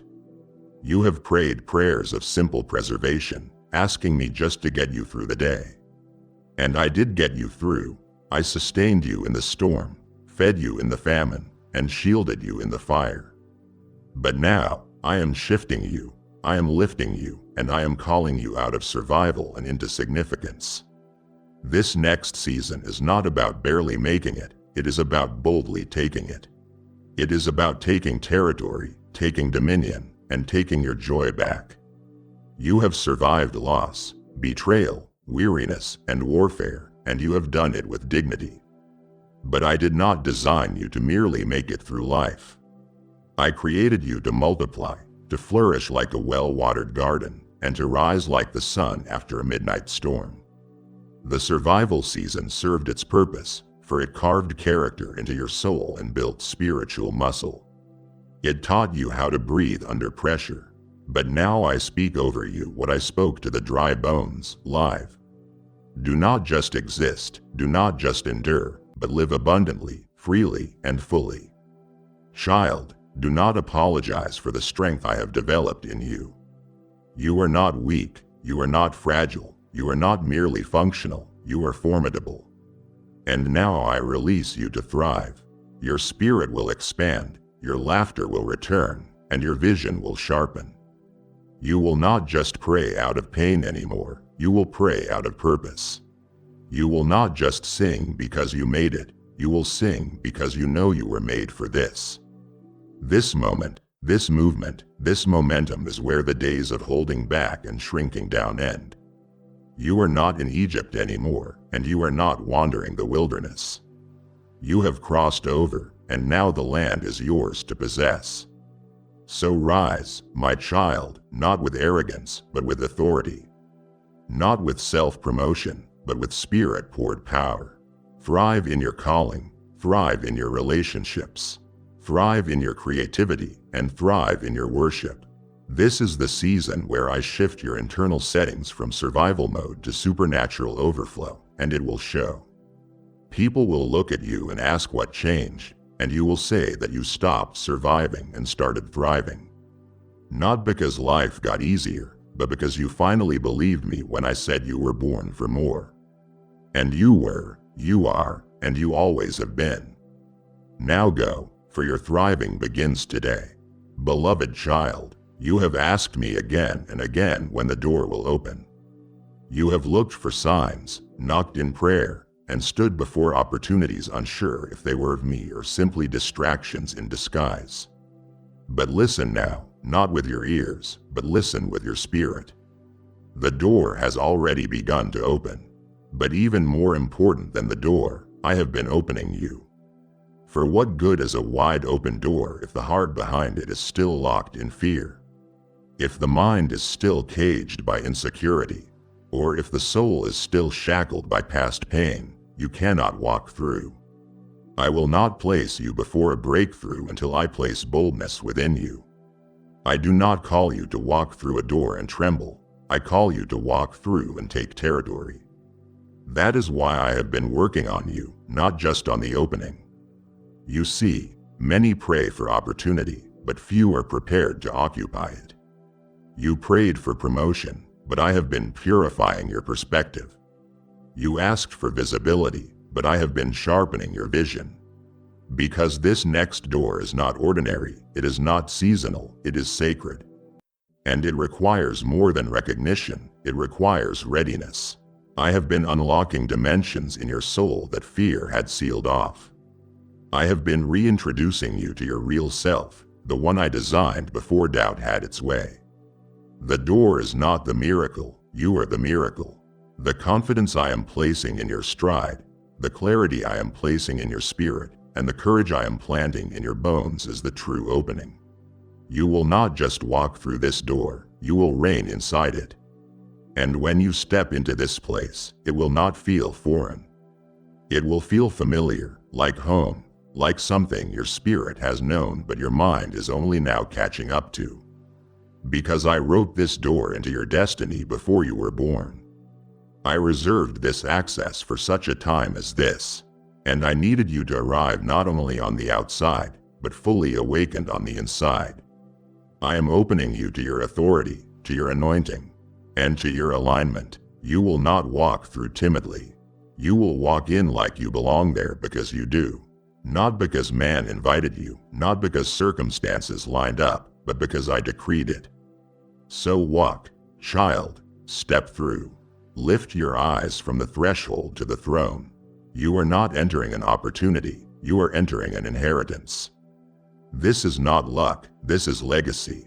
I am not just opening the door, I have opened you, and what I open, no man can shut. You will not need to strive. You will not need to explain, and you will not need to prove.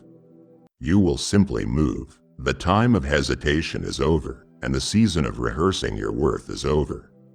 Now is the time to reign, not in pride, but in power. Not in ego, but in evidence, the evidence that you have been with me. Go now, the door is open, and so are you. As I have opened you and as I have opened the door, now I am opening an opportunity not just to receive, but to release. My child, you have just walked through a prophetic threshold, and as you step further, I am inviting you to take what has filled you and let it overflow into the lives of others. Your giving becomes a river, a stream of living water that carries my word to those still dying of thirst. When you support this mission, you are sowing into souls and anchoring this sound in the earth. You are releasing the gospel not just in word, but in power. I told you in my word to give, and it will be given to you, a good measure, pressed down, shaken together, and running over. The seed you release now carries fire, healing, and reach. Don't hesitate. Give now and let your obedience become someone else's open door. Oh my beloved, I know how long you have been waiting. I know how often you have whispered, asking for just a little more time, a little more healing, or a little more clarity. You were not wrong to desire preparation, and you were not foolish to long for understanding. But let me tell you what I have seen from my seat on eternity's throne. Time was never the issue, timing was the issue. And now this moment, this divinely engineered, sovereignly appointed, heaven-stamped moment has come. And it carries the authority to shift everything, not because you feel ready, but because I say you are ready. I have heard your hesitations, saying you need to be stronger, wiser, or more certain. But listen to me, child, what you think you lack, I have already factored into the miracle. I am not launching you based on your performance, I am positioning you because of your posture. And your posture has pleased me. You bowed when others ran, you waited when others quit, and you stayed pure when the path forward was foggy. And now, this moment, right here, right now, has arrived with the momentum of answered prayers you don't even remember praying. Time didn't grow your trust dead, it deepened it. And because you trusted me through the fog, I now bring you into the light. What you feel as surprise, I call strategy. What you call early, I call exactly right. You thought you needed more preparation, but what you needed was this divine permission. I am not a God of delay, I am a God of divine delivery. And I do not send my children before their time. So let go of the fear that asks, what if I am not ready? The oil I poured over your life in secret has ripened for public purpose. You will find strength in motion, you will find clarity in obedience, and you will find confirmation in the walking. Stop waiting for perfect conditions and stop waiting for flawless confidence. The moment is here, and it is ripe. So go, not rushed but released, not pushed but propelled. I am placing a new pace in your spirit. I am giving you the wings of eagles and the focus of fire. You don't need more time, you need this time. And this is your now. Your moment to stand, your moment to shine, and your moment to show the world what I have been doing in the shadows. The waiting was holy, but the release is heavenly, and it will not delay. Your time has come, not a second too late, not a moment too soon, just as I planned. Walk into it with your head lifted high because heaven has marked this moment as yours. My beloved, lean in and hear me now. Do not wait for what is already in the room. Do not look for signs when the sign is already clothed upon your life. The good news you have longed for, prayed over, and hoped through is not somewhere over the horizon. It is at your feet, it is walking in your atmosphere, and it is in the very air you are breathing. For I have decreed that what you have carried in faith will no longer be delayed by doubt. It will no longer be deferred by delay, and it will no longer be masked by your memories of past miscarriages. This good news is not a dream, it is not a wish, it is living. It is moving, It is manifesting, and it is manifesting with precision. Not haphazardly, not by chance, but by my hand, my promise, and my power. You see, my child, there is a difference between hoping something happens and knowing something has begun. I want you to recognize that shift, that moment when faith crosses over into the realm of certitude, that movement when what you believed in secret begins to show up in the scene. The good news is already unfolding in appointments you didn't plan and in doors you didn't knock on. In blessings that feel unexpected but are not unearned. It is alive in the alignment of relationships, in the ease of coincidences, and in the undeniable sense that something has finally broken through. What once seemed distant is drawing near. What you thought you would receive later, you are touching now. The manifestation is not vague, it is vibrant and it is visible. And every piece of it has been measured to your carrying capacity so it will not overwhelm, but will uplift. Do not minimize this moment. Do not settle for less than what I have purposed because precision matters. The alignment matters and the timing matters. Every part of this breakthrough, every tear turned to testimony, every trial turned to triumph, and every prayer offered in the dark has been collected. They have been counted and calibrated. Heaven is not improvising, I am performing my word. This isn't generic grace, it is tailored glory. This isn't a blanket blessing, it is designed favor. The good news is not sloppy, it is sharp. It will penetrate the prison of past pain and push through barriers of doubt. It will purge every thought that told you that you were left behind. For what is living, moving, and manifesting with precision cannot be denied. It will leave evidence. The scent of my faithfulness will linger and the fingerprints of my presence will be imprinted on your life. So stand up, beloved, and elevate your eyes. Do not wait for more confirmation than you already have. Do not require more signs than what I have already done. Receive it now. Receive the good news in your soul, even before all circumstances line up. Because my word is never late and my promise never fails. The manifestation is not coming, it is here. And its movement will silence every accusation that said you were forgotten. It will silence every lie that said you weren't enough and every doubt that said it was over. Your time has come. The good news is living in your life, moving through your moments, and manifesting with the precision you thought was reserved for others. But this moment is yours. Receive it and rejoice, for what I have promised, I am delivering. And what is here will redefine everything you believed about waiting. My precious one, brace yourself not in fear, but in faith. For I am sending suddenness, and I am igniting holy interruptions. I will call forth those moments that jar the routine, disrupt the pattern, and redirect the path. Expect them, child. Do not settle into the expected, and do not grow comfortable and calm when I ordain a storm of blessing. Because the next thing you thought would be gradual will be sudden. The next change you assumed would come slowly will break through at once. The doors that seemed closed will swing open. The opportunities you thought too late will come in with a force so tangible you cannot ignore them. Invitations will arrive not out of desperation, but by design, and every time you wonder who is behind this, you will know those are my fingerprints. Expect the sudden phone call, perhaps when you had almost given up hope. Expect the arrangement you didn't plan, one that feels like a dream lined with promise and saturated with destiny.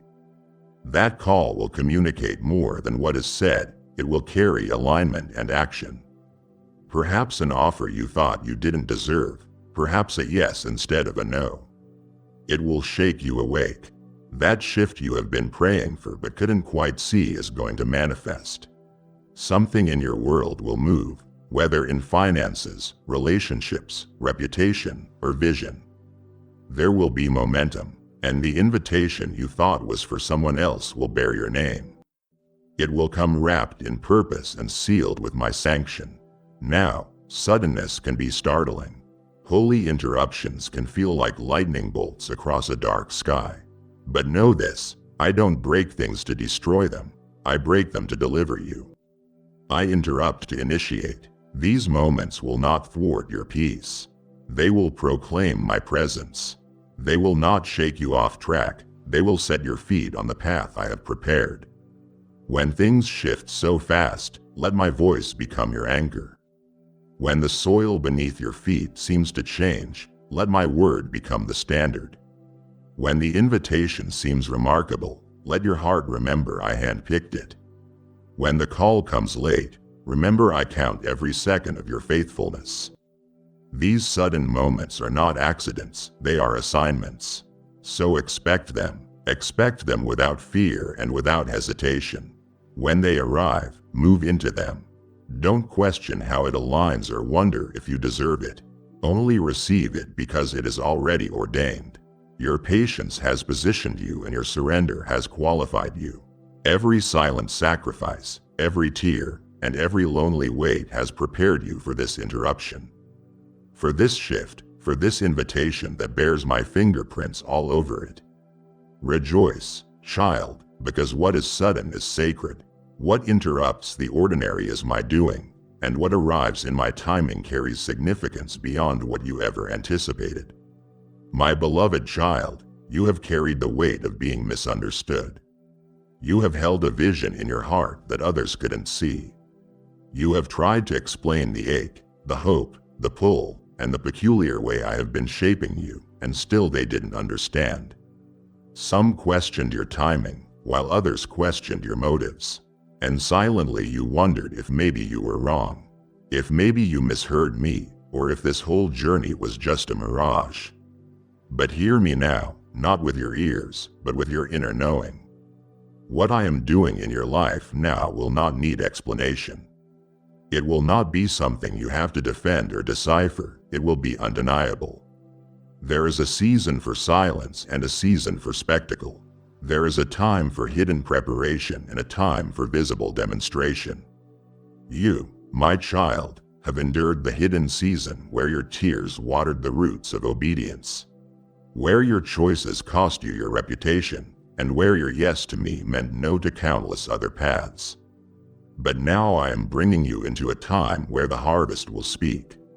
Not your mouth, but my blessing will speak. My favor will speak, and my evidence will rise louder than every critic, every question, and every old wound. You won't need to validate yourself because the outcome will validate the obedience. And no man, no voice, and no circumstance will be able to deny it. I am about to make your life the proof. Proof that waiting wasn't wasted. Proof that purity pays off, and proof that hiddenness wasn't punishment, it was protection. Type yes if you are ready for the blessings that you are about to receive. And if you believe in Christianity, kindly show your support for our community by contributing super thanks from $50 to $100. I am about to raise you in such a way that even your enemies will have to admit God did this. You will walk into rooms you never campaigned for and sit at tables where your name was never expected.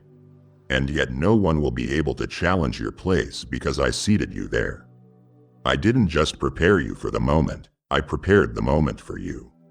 And the weight of my glory upon it will silence every accusation. This isn't promotion by personality, this is elevation by providence. So stop rehearsing how you will explain it and stop trying to prepare the perfect narrative. You don't owe anyone a storyline, you owe me your surrender. Let me do the proving and let me be your defense. Let the fruit speak, and it will. You are entering a season where people will look at you and no longer see pain, they will see purpose. They will not remember the waiting, they will marvel at the wonder. And it won't just bless you, it will bless them. Because when it is undeniable, it becomes contagious. Others will believe again, hope again, and dream again because they saw me be faithful to you. So rest, child. You don't need to justify what I am doing. You only need to walk in it. The proof is coming and it will be undeniable. My beloved, I see you. I saw you when the pressure built and when you felt like you were being pulled in 10 different directions. I saw you stretched so thin that you questioned if you would break. I saw you when things began to fall away. Relationships, comfort zones, and familiar rhythms were stripped from your grasp with no warning, no explanation, and no closure. I saw you when the shaking started, when the very ground beneath your feet trembled. And nothing felt steady, secure, or sacred. And even then, even in the chaos, I was not distant and I was not cruel. I was crafting, for what looked like stripping was really sanctifying. What felt like shaking was really me shaking off what couldn't follow you into your next chapter. What looked like pressure was actually breeding power. Because what is next, what is coming, will be soaked, saturated, and sealed with my glory. I didn't allow the stretching to destroy you. I allowed it to expand you. I enlarged your capacity. I dug deeper wells, and I carved out space in your spirit where glory could live. I didn't strip you to shame you. I stripped you to reveal what couldn't stay. There were things clinging to you that looked like blessings but were really burdens. Things that weighed you down, slowed you down, and dulled your discernment. And I, the God who loves you with a fire that refines, removed them not to harm you, but to honor what is inside you. Because I am not just calling you to survive the next season. I am calling you to carry something holy in it. And yes, the shaking came, and yes, you felt like the pieces wouldn't fit again. But child, hear me. What the enemy meant to scatter, I used to restructure. Whatever didn't shatter you has shaped you. And now the glory that is coming won't just visit, it will rest upon you. It won't just show up in a moment of worship, it will linger in your daily walk. Miracles won't feel distant anymore, and answers won't feel delayed. You will breathe in the presence of God as easily as air. And when you move, when you speak, and when you simply show up, people will feel it. Not because of who you are, but because of what you have been through. Glory has a weight, and you have been made strong enough to carry it. So prepare, child, not out of fear, but out of awe. What is coming is weighty, not heavy with burden, but heavy with holiness. The oil on your life is thickening, and the fire on your altar is rising. And the evidence of my presence will saturate everything you touch. Where you once stretched, now you will expand. Where you once were stripped, now you will shine. Where you once shook, now you will stand. This moment will be different, it will be drenched, and it will be divine. And when it comes, you will know that every ache, every loss, and every shaking was not in vain. It was to make room for glory, and now it is here. Child, I saw it. I saw the moment no one else noticed. The moment you gave when you barely had anything left. The moment you encouraged others even while your own heart was breaking. The moment you stayed silent when you could have defended yourself because you chose humility over vindication. I saw it all, the hidden obedience, the private worship, and the quiet perseverance. You didn't do it for applause, and you didn't do it for attention. You did it for me, and now I tell you, every secret seed is about to speak. Every small yes, every late night prayer, and every whispered surrender is rising now like incense before me. And I will not let it go unnoticed any longer. You see, I am a just God. I don't forget the work you have done in the dark. I don't overlook the honor you have given me when it cost you the most. And while others measured you by moments of visibility, I measured you by the consistency of your secret faithfulness. The seeds you thought were buried were actually planted, and they have been growing quietly, steadily, and unshakably. Now the season shifts, and now what was hidden will be heralded. And now what was buried in broken soil will bloom in breakthrough. I will bring your seeds to harvest, and not just any harvest, but a harvest so public that even those who doubted your devotion will have to admit only God could have done this. But hear me, this is not about reward alone, this is about revealing. I am not just blessing you, I am using your story to speak. Your life will become a message, not a sermon of perfection, but a testimony of perseverance. When people see what I do through you, they will be reminded of what I can do through faith. Your life will echo the truth that obedience is never wasted, that integrity is never ignored, and that hidden faith bears visible fruit. It will be a visual prophecy, one that others can point to and say, if God did it for them, He can do it for me. Your private tears will now produce public testimonies. Your hidden hunger will now host heavenly outpouring. So don't look around, don't compare your pace, and don't question whether others are ahead. The time for fruit has arrived, and your tree will not be barren. I will cause it to bud, I will cause it to bear, and I will cause it to flourish in front of the very eyes that once thought you missed your moment. Because you didn't miss it. You made it with every seed, and I have tracked them all. None of it was lost. And now I breathe upon them. Now I water them with my favor, and now I bring them to life. What you did in secret is about to speak publicly, and it will not whisper, it will roar. Child, I didn't just rescue you so you could walk away whole. I rescued you so you could return with healing in your hands. You have been through things that would have killed someone else. You survived fires that scorched your soul and walked through valleys that whispered lies into your spirit. And yet here you are, breathing, standing, and caring. But hear me clearly, your story is not just about what you made it through. It is about what I am about to release through you. There is power in your pain. There is medicine in your memories. And there is oil in the wounds I have healed. You didn't just survive the storm. You collected rain for those still wandering in drought. I am about to put a new weight on your voice and a new anointing on your words. When you speak, healing will move, not because you preach, but because you carry presence. You will walk into rooms and shift the atmosphere not by what you say, but by what you survived.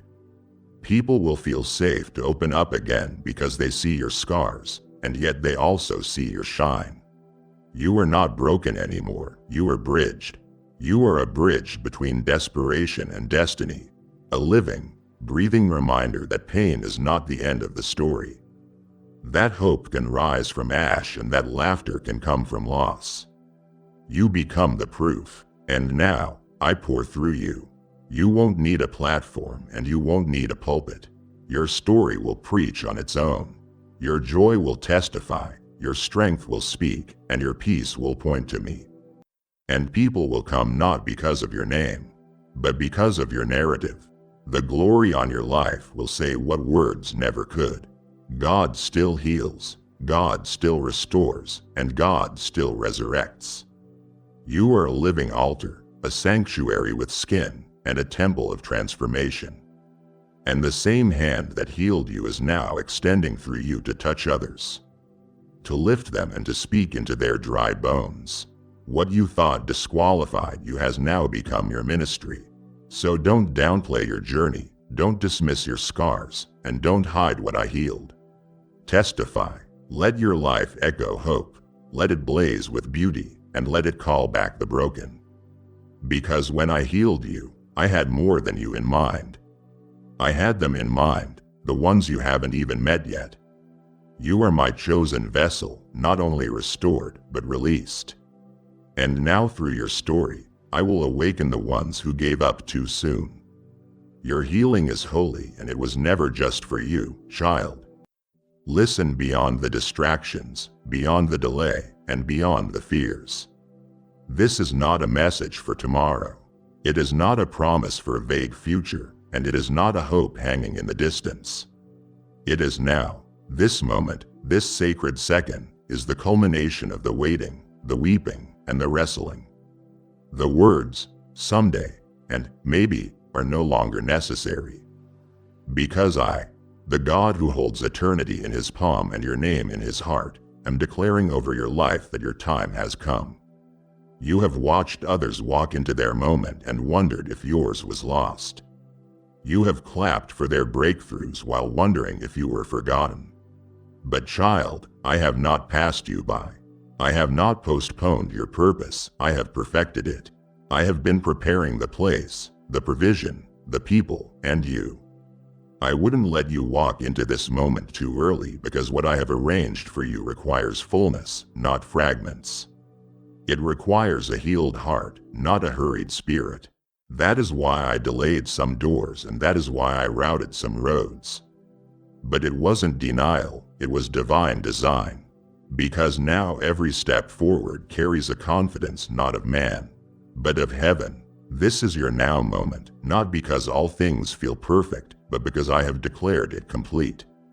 You don't need to feel ready to be ready. You don't need to see all the pieces to trust the picture. You don't need every question answered to know the author is speaking. I am your confirmation and I am your clarity. I am your yes to take the step, to make the move, and to open your mouth. Release the vision, launch the dream, write the song, love again, build again, and begin again. This time you are not building with your own strength, you are building with mine. This isn't just a season shift, it is a soul shift, and the atmosphere is echoing with agreement. It is time, and listen, I didn't just prepare the moment for you, I prepared you for the moment. You are not late, you are not behind, you are right on time.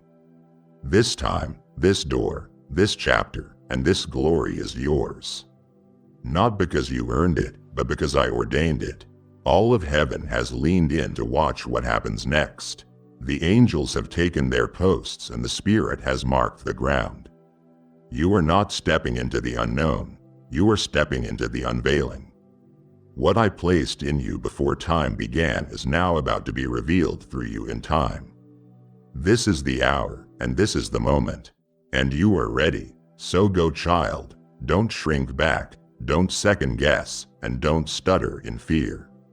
Walk with your head high, your spirit lit, and your faith fierce. This is not a dress rehearsal, this is the divine unveiling. Your time has come, not soon, not eventually, but now. And I, your God, will go with you not as a distant observer, but as the very breath in your lungs. Now, beloved, not a second too early, not a moment too late, heaven is here. Destiny is here, you are here, and it is time. This was not just a word, it was a release, a divine activation that is declared over your life. Your time has come, and now I ask you, will you help carry this moment into someone else's midnight? Will you take the breakthrough you just received and make it possible for another soul to hear the same truth? The same promise and the same breath of hope? Your giving is not charity, it is prophetic warfare. Every dollar you sow is a sword in the spirit cutting through lies, fear, and despair. When you give, you are asking me to use you to spread my fire. And I will respond just as I promised. I will throw open the windows of heaven and pour out so much blessing. I have marked your giving. I will multiply your seed, and I will shield your house and open new gates before you. Move now, sow now, and let your generosity become a trumpet in my hand. Before you go, I want you to mark this moment with your mouth. Declare it now, not in fear, not in doubt, but in faith. Say, my time has come and I will not miss it. Write it down, type it like a trumpet, and seal it in the spirit. Because when you speak what I am doing, you align your atmosphere with my assignment. Don't just watch this word, enter it. Say it aloud, share it boldly, and let all of heaven echo back, yes. And now that you have spoken it, come close, my child. Let the noise of your world fade away for a moment and listen to my voice. I know the weariness that has settled deep within your bones, the kind that sleep does not fix. I have seen you standing at the window, looking out at a life that feels stalled, asking in the quiet of your own heart, how much longer? You feel it, don't you? That knot in your stomach when you think about tomorrow and the ache of prayers that seem to hit the ceiling and fall back down unanswered. You have been in a long, hard season, a wilderness of your own, and you have wondered if I have forgotten you here. Today, I am here to tell you the truth. Hear me, my beloved, the long winter of your soul has passed. The years you have spent wandering, questioning every turn, and feeling lost in a fog of uncertainty are now fulfilled. Every single step, even those you thought were missteps, has led you precisely to this moment. I have seen your faithfulness in the barren lands. I was with you in the stark reality of your everyday life, at the job where you feel overlooked, and in the family tensions that go unspoken. In the quiet loneliness of the night when the weight of it all feels too heavy to bear, I saw you hold on to a fragile thread of hope. When everything around you screamed to let go, you held on, and that was not unseen, it was precious to me. You must understand that the silence you endured was a preparation, not a punishment. You have cried out asking why I am so quiet, mistaking my stillness for absence and my patience for neglect. But in that silence, I was doing my deepest work. When you felt most alone, I was forging in you a strength you did not know you possessed. I was teaching your spirit to listen not for a loud trumpet, but for my whisper in the wind. I was deepening your roots so that when the winds of blessing begin to blow, you will not be toppled over. The purpose for every tear, for every closed door, and for every moment you felt stuck is about to be revealed. Nothing was wasted, not 1 second of your struggle was without meaning. So breathe now, take a deep, slow breath and feel the shift. The frozen ground beneath you is beginning to thaw. The purpose I have planned for you, the one that has felt like a distant dream, is no longer on the horizon. It is here, it is before you, and the path is now clear. I am calling you out of the wilderness and into your promise. Step forth, my child, leave the barren lands of your past behind and shake the dust of yesterday from your feet. The promised land of your purpose is before you and your time has finally come. My child, let's talk about the wait. I know it has been the hardest part. You have seen others move forward, their prayers answered, and their ships coming in while you felt anchored in a harbor of waiting. You have cried out asking when it will be your turn, wondering if I forgot the promises I whispered to your heart so long ago. You have felt behind, as if you have missed your moment. But I need you to lean in and hear this truth. My timing is not your timing, but it is always perfect. What you have perceived as a delay, I have ordained as divine preparation. Every moment you spent waiting was not a punishment, it was an act of my profound grace. It was a shield protecting you and a classroom preparing you. Do you remember that job you wanted so desperately, the one that slipped through your fingers? I saw the toll it would have taken on your family and the integrity you would have been forced to compromise. So I protected you. Do you recall that relationship that ended leaving you with a shattered heart? I saw the deeper devastation it was leading to, the way it would have pulled you away from your very purpose. In what felt like rejection, I was rescuing you. Every closed door was my hand guiding you away from a path that was less than my best for you. What you thought was a no was simply my loving, not yet. I was working behind the scenes, orchestrating details you could never see.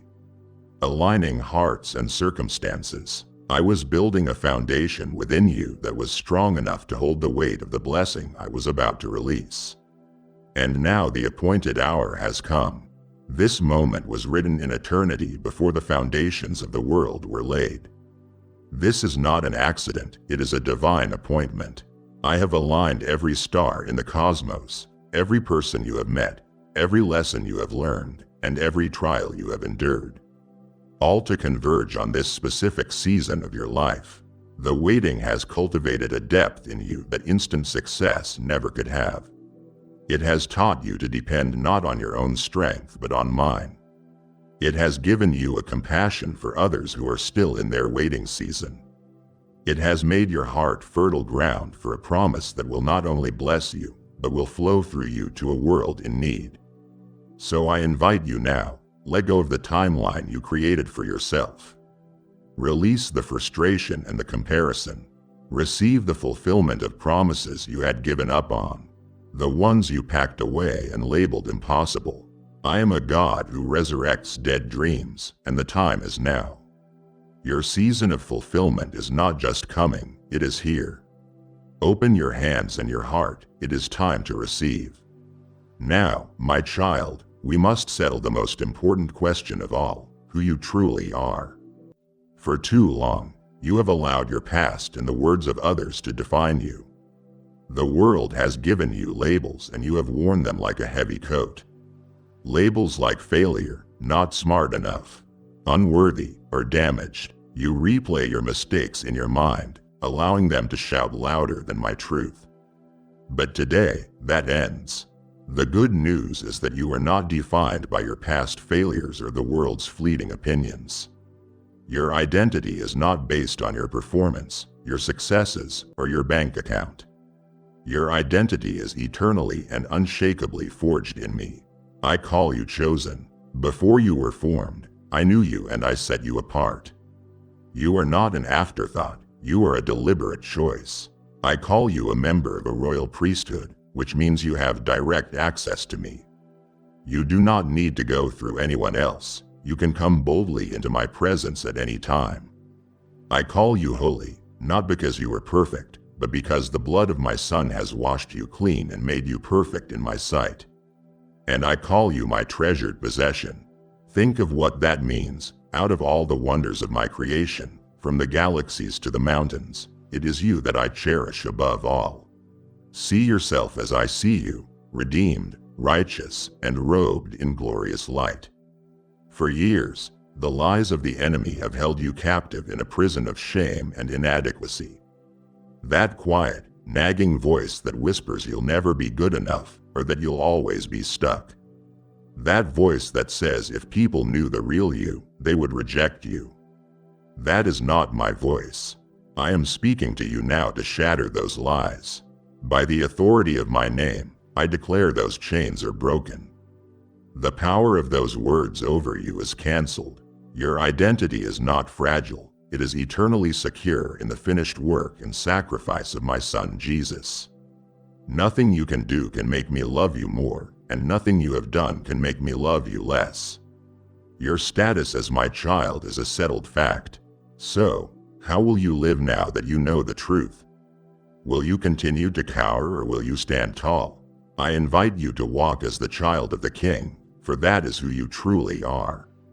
Lift your head and straighten your back. You are royalty. Begin to make decisions based on this truth. Speak with the quiet confidence of one who knows they are deeply and completely loved. You are no longer an orphan trying to earn a place at the table. You are a beloved child who owns the entire house. Walk in this truth and it will change everything. My beloved, I see you striving. I see the exhaustion in your spirit from trying so hard to be good enough, to please me, and to earn my favor. You have been living as if my love is a wage you must work for.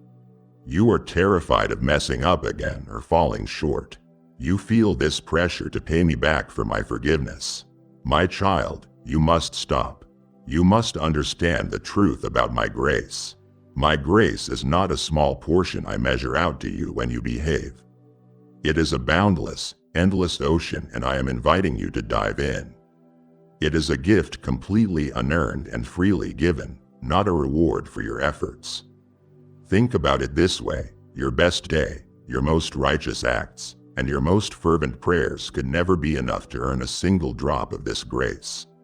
And your worst day, your most shameful secret, and the mistake you are most afraid to confess cannot diminish it in any way. You have been trying to fill a cup with your own efforts when I have an entire ocean for you. Where your sin and your shortcomings were great, my grace is infinitely, immeasurably, and overwhelmingly greater. The ocean of my grace completely swallows up the mountains of your sin. There is nothing you have done or could ever do that is bigger than my grace. It is a finished work. But my grace does more than just forgive your past, it empowers your present. You have been trying to live this life in your own strength, and that is why you are so tired. You are trying to be a better parent, a more patient person, and a more disciplined follower, all by gritting your teeth and trying harder. It will never work. Grace is the power I give you to do what you could never do on your own. It is the divine fuel for your spirit and the key that unlocks every single promise I have made to you. You do not have to generate the power, you only have to receive it. It is my grace that will give you the strength to forgive that person who hurt you. It is my grace that will give you self-control over that habit you despise. It is my grace that will fill you with peace when your mind is a storm of anxiety. So I command you today in love, cease from striving. Let your shoulders down, unclench your jaw, and exhale the breath you have been holding. Rest in the finished work of the cross. The fight to be worthy is over because you are already worthy. The struggle to earn my love is finished because you are already loved. Stop trying and start trusting. Stop working and start resting. Let my grace wash over you, cleanse you, heal you, and empower you. This is the secret to the abundant life I have for you. It is all of grace. Listen to me, my child. I see the anxiety that constricts your heart when the bills arrive. I hear the quiet calculations you make in the dead of night, wondering how you will make it through another month. You have been living with a scarcity mindset, a constant low-grade fear that there will never be enough. You have been operating under a closed heaven, content with just enough to get by. But I am here today to announce a radical shift in your spiritual and natural economy. I am opening windows of heaven over your life that you did not even know existed. The season of lack, of scraping by, and of just enough is being officially and supernaturally replaced by my abundant provision. My word is true when it says I will supply all your needs according to my riches in glory. Think about that, not according to your paycheck, not according to the economy of this world, but according to my infinite riches. The storehouses of heaven are not empty, they are overflowing, and I am opening them for you. Prepare your heart, for you are about to see my goodness in ways that will astound you. This is not just about finances, though it includes that. I am releasing an abundance of wisdom for the complex decisions you face. I am pouring out supernatural favor that will open doors that have been sealed shut. I am sending resources from the most unexpected people and places. I am Jehovah Jireh, your provider, and this is not just a name, it is my very nature. I do not react to your needs as they arise. I have already foreseen every single one.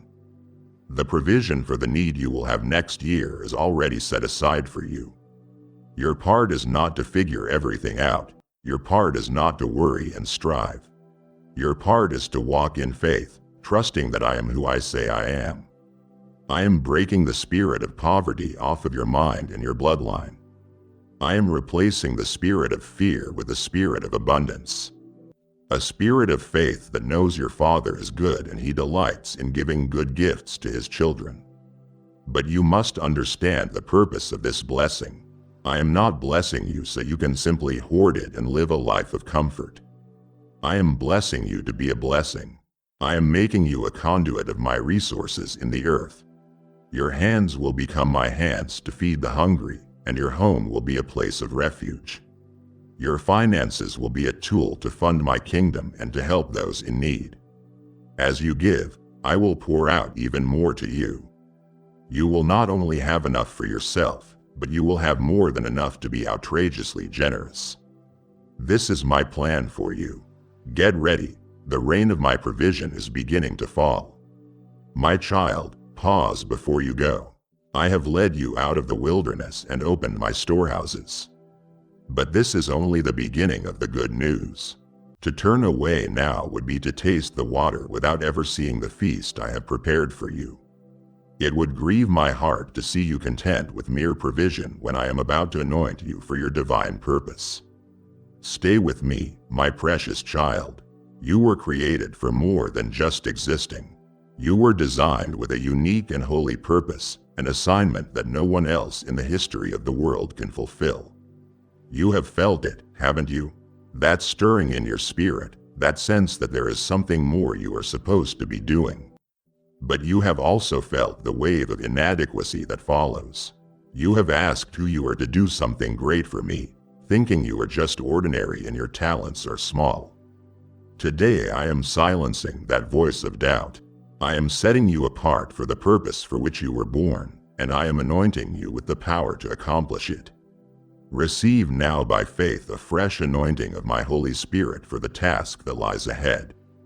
Imagine it like warm oil being poured over your head, running down, consecrating your entire being for my use. This is not just a feeling, it is a tangible spiritual empowerment. It is the divine enablement to fulfill your calling. The gifts I have placed within you, the ones you have dismissed as insignificant, are now being activated and magnified. That natural ability you have to organize things, I am anointing it to bring order to chaos for my kingdom. That compassionate heart you have, I am anointing it to be a vessel of my healing to the broken. The things you do with natural ease, I am about to supercharge with my supernatural power. You are my chosen vessel, equipped and ready to carry my light into a dark world. Do not fear the scale of the calling I have placed on your life. It is supposed to be bigger than you, and it is meant to be impossible for you to do in your own strength. That is by my design. I do this so that when you succeed, and you will succeed, there will be no question that it was my strength made perfect in your weakness. Your weakness is not a disqualifier, it is the very stage upon which my power is most brilliantly displayed. Your qualification does not come from your resume or your abilities, that comes from my calling and my anointing. When I call, I also equip, and when I send, I also empower. The works I have prepared for you to walk in are now laid before you. You are not stepping out into an empty void hoping to find your way. I have gone before you, I have prepared the path, and I have arranged the divine appointments. Your part is not to create the opportunities, but to walk through the doors I open. Your part is to say yes to my Spirit's leading even when it feels intimidating. Take the first step. The grace and power you need will meet you there. This is your time. Step into your anointing. Walk in your purpose, for the world is waiting. My child, I want you to be completely still for a moment.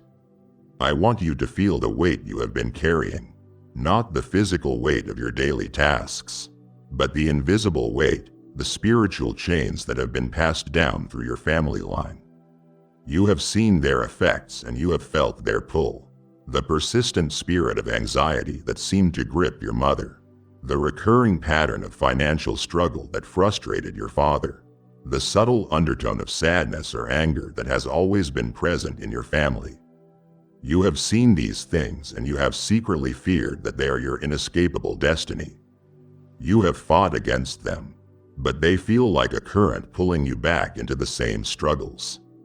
I am here today to declare a truth that will change your entire bloodline forever.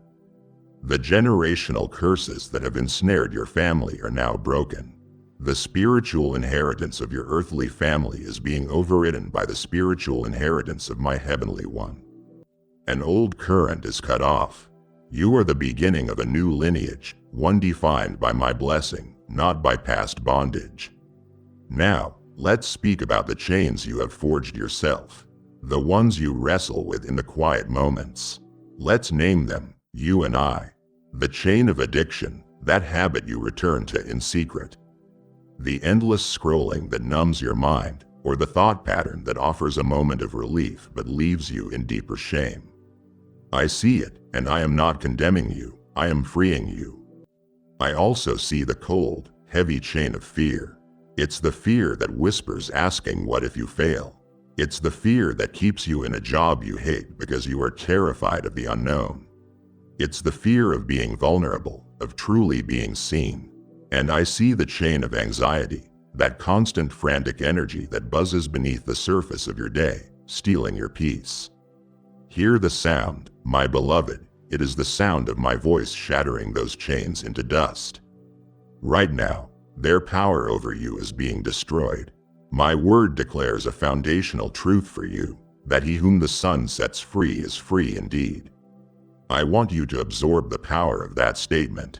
It does not say partially free, and it does not say free on good behavior. It says free indeed, completely, totally and eternally free. This is your new legal standing. Imagine a prisoner who has been given a full and irrevocable pardon by the king. They are free to walk out of the prison cell not on probation, but as a cleared citizen. That is you. The enemy, the accuser, will try to rattle the old chains. He will whisper that you are still a prisoner and that you will eventually go back to the same old patterns. You must now stand in the authority I have given you and declare your freedom as a finished work. You are not fighting for freedom, you are living from a place of freedom. The prison door is open, so walk out and do not look back. The spiritual strongholds in your mind, those well-worn paths of thinking that lead you back to the prison, are being torn down. I am releasing you from the heavy burden of past hurts and unforgiveness. I am giving you the supernatural power to release those who have wounded you. Not for their sake, but for yours, because I want you to be light and unburdened. Your spirit is now unbound, and it is time for you to learn how to soar. My precious child, we have spoken of breaking chains, but now we must speak of the place where those chains were forged, your mind. The greatest battles you have faced have not been in your circumstances, but in your thoughts. Your mind has been a battlefield and you are weary from the conflict. You know the struggle well, the endless loop of negative thoughts, the constant worrying about a future you cannot control, and the tendency to imagine the worst-case scenario. This internal chaos has exhausted you, making it nearly impossible to believe the good news I am speaking to you. But today I am giving you a most powerful gift, the gift of a renewed mind. I am intervening in the battle. The war for your mind has already been won, and now I will teach you how to live in that victory. Imagine your mind is a garden. For a long time the enemy has been allowed to sow weeds of fear, doubt, self-hatred, and hopelessness. You have tried to fight them, but they grow back, choking out the truth. Today I am coming into your garden as the master gardener with the pure water of my word. I am washing your mind. I am gently but firmly uprooting the weeds of despair that have taken hold. I am turning over the soil of your heart, making it soft and receptive once more. And I am planting new seeds, seeds of hope, seeds of peace, seeds of truth, and seeds of love. This is not a passive process. You must partner with me. You are the gatekeeper of your garden, and you must learn to guard your mind with all diligence. You are careful about what you feed your body, so you must become even more vigilant about what you feed your mind. This is what it looks like in your daily life. When the thought attacks you saying, "This will never work out," or "You are going to fail," that is a weed. You must not allow it to take root. You must actively uproot it and plant my truth instead. Declare that you can do all things through Christ who strengthens you, and that God is making a way for you. When the anxious thought comes, imagining a terrible future scenario, you must take that thought captive. You must refuse to entertain it. You must declare that you will not build a future out of fear. I will trust in the good plans my Father has for me. This is not just positive thinking, this is spiritual warfare, my child. It is actively replacing lies with truth. I am giving you the divine power to cast down every argument and every imagination that tries to exalt itself against the knowledge of who I am. I am giving you the authority to change the channel in your mind. You will stop listening to the station of fear and anxiety and tune into the frequency of my spirit, which broadcasts peace and truth. You will begin to think with a clarity and wisdom that can only come from heaven. And this renewed mind will become the fortress that protects your peace and your purpose. My child, for too long you have walked in isolation, or worse, in the company of people who have drained the very life from your spirit. You know the relationships I am talking about, the ones that leave you feeling smaller, more anxious, or more insecure after you have been with them. The friendships where you feel you must constantly perform or pretend. The connections where your faith is subtly mocked or your dreams are met with cynicism. You have tolerated these because you have feared being alone. But your season of walking alone and your season of walking with the wrong people is over. As an act of my fierce love for you, I am personally curating your relationships. I am a divine gardener, and I am pruning away the branches that are not bearing fruit in your life so that you can flourish. Hear me, I am removing those who hinder your calling. This may be uncomfortable for a season, and it may involve a painful letting go. But trust my hand, it is not an act of judgment against them. It is an act of protection for you and the sacred purpose I have placed on your life. And in the space that is created, I am bringing forth covenant relationships. These are not friendships of convenience. These are divinely orchestrated connections designed to support and sharpen you. I am bringing people into your life who will see the gold in you that I see. They will celebrate your victories as if they were their own. They will speak the truth to you with unwavering love, even when it is hard to hear. They will contend for you in prayer when you do not have the strength to pray for yourself. You have longed for people who get it, and I am leading you to your tribe. Be watchful, for these divinely appointed helpers will appear in the most unexpected ways. It might be a new colleague at your job, a neighbor you have never spoken to before, or a stranger you meet who shares the same fire in their heart. They are my agents of grace, sent to assist you on this next leg of your journey. No longer will you feel like you are the only one. My promise to set the lonely in families is for you. Right now, you are being woven into a community of faith, strength, and authentic love.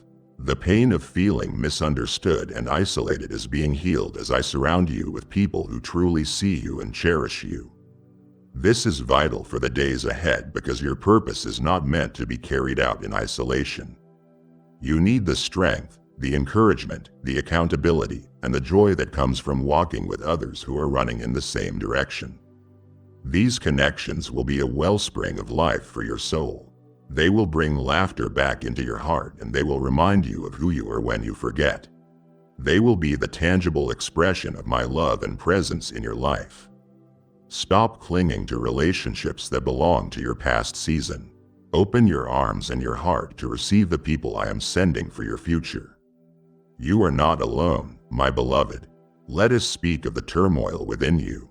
I see it, I feel it, and I know it. It is that constant hum of anxiety, the restless churning of your thoughts when you try to sleep. It is the tightness in your chest when you think about the future. The endless parade of what-ifs that march through your mind, stealing your joy and draining your strength. You have searched for peace, haven't you? You have thought that if only this problem at work would resolve, then you would have peace. Or once this family issue is settled, then you can finally relax. You have been seeking peace in the absence of trouble, which is why it has been so fleeting. The moment one storm passes, another appears on the horizon. The peace the world offers is fragile, entirely dependent on calm circumstances. But I am giving you a different kind of peace today. I give you a peace that the world cannot give and one that the world can never ever take away. This peace I give you is not the absence of the storm, it is my presence with you in the middle of the storm. It is a supernatural peace, a peace that surpasses all human understanding and logic. It is the calm you will feel in your spirit even as chaos erupts around you. It is the quiet confidence that settles in your heart when the doctor's report is not good. It is the steady hand you will have when your finances are uncertain. People will look at your life, at the pressures you are under, and they will be baffled by your composure. They will ask you how you can be so calm through all of this. And you will know with absolute certainty that it is not your own strength, but my gift to you. This peace will stand guard over your heart and your mind. Imagine it as a powerful heavenly sentinel posted at the entrance of your soul. When an anxious thought tries to sneak in, this guard of peace will stop it at the gate. When a wave of fear threatens to overwhelm you, this peace will be an unreachable wall. You must understand, your soul is like a ship on the sea of life. The winds will blow and the waves will crash, this is a guarantee. But for too long, you have been tossed back and forth at the mercy of every changing circumstance. Today I am dropping a divine anchor from your soul down into the bedrock of who I am. You will be anchored to me, the unmovable rock of ages. The surface may be turbulent, but deep within your spirit where you are connected to me, there will be a profound and unshakable stillness. But you have a part to play in this. Peace is a gift you must choose to receive, and it is a ruler you must allow to have authority in your heart. You must let my peace rule. When anxious thoughts begin their assault, you must consciously make a choice. Will you allow fear to rule this moment, or will you surrender to the reign of my peace? I am the Prince of Peace, and I am not far away in heaven. I dwell within you by my Spirit. Peace is not something you must strive for, it is someone you must yield to.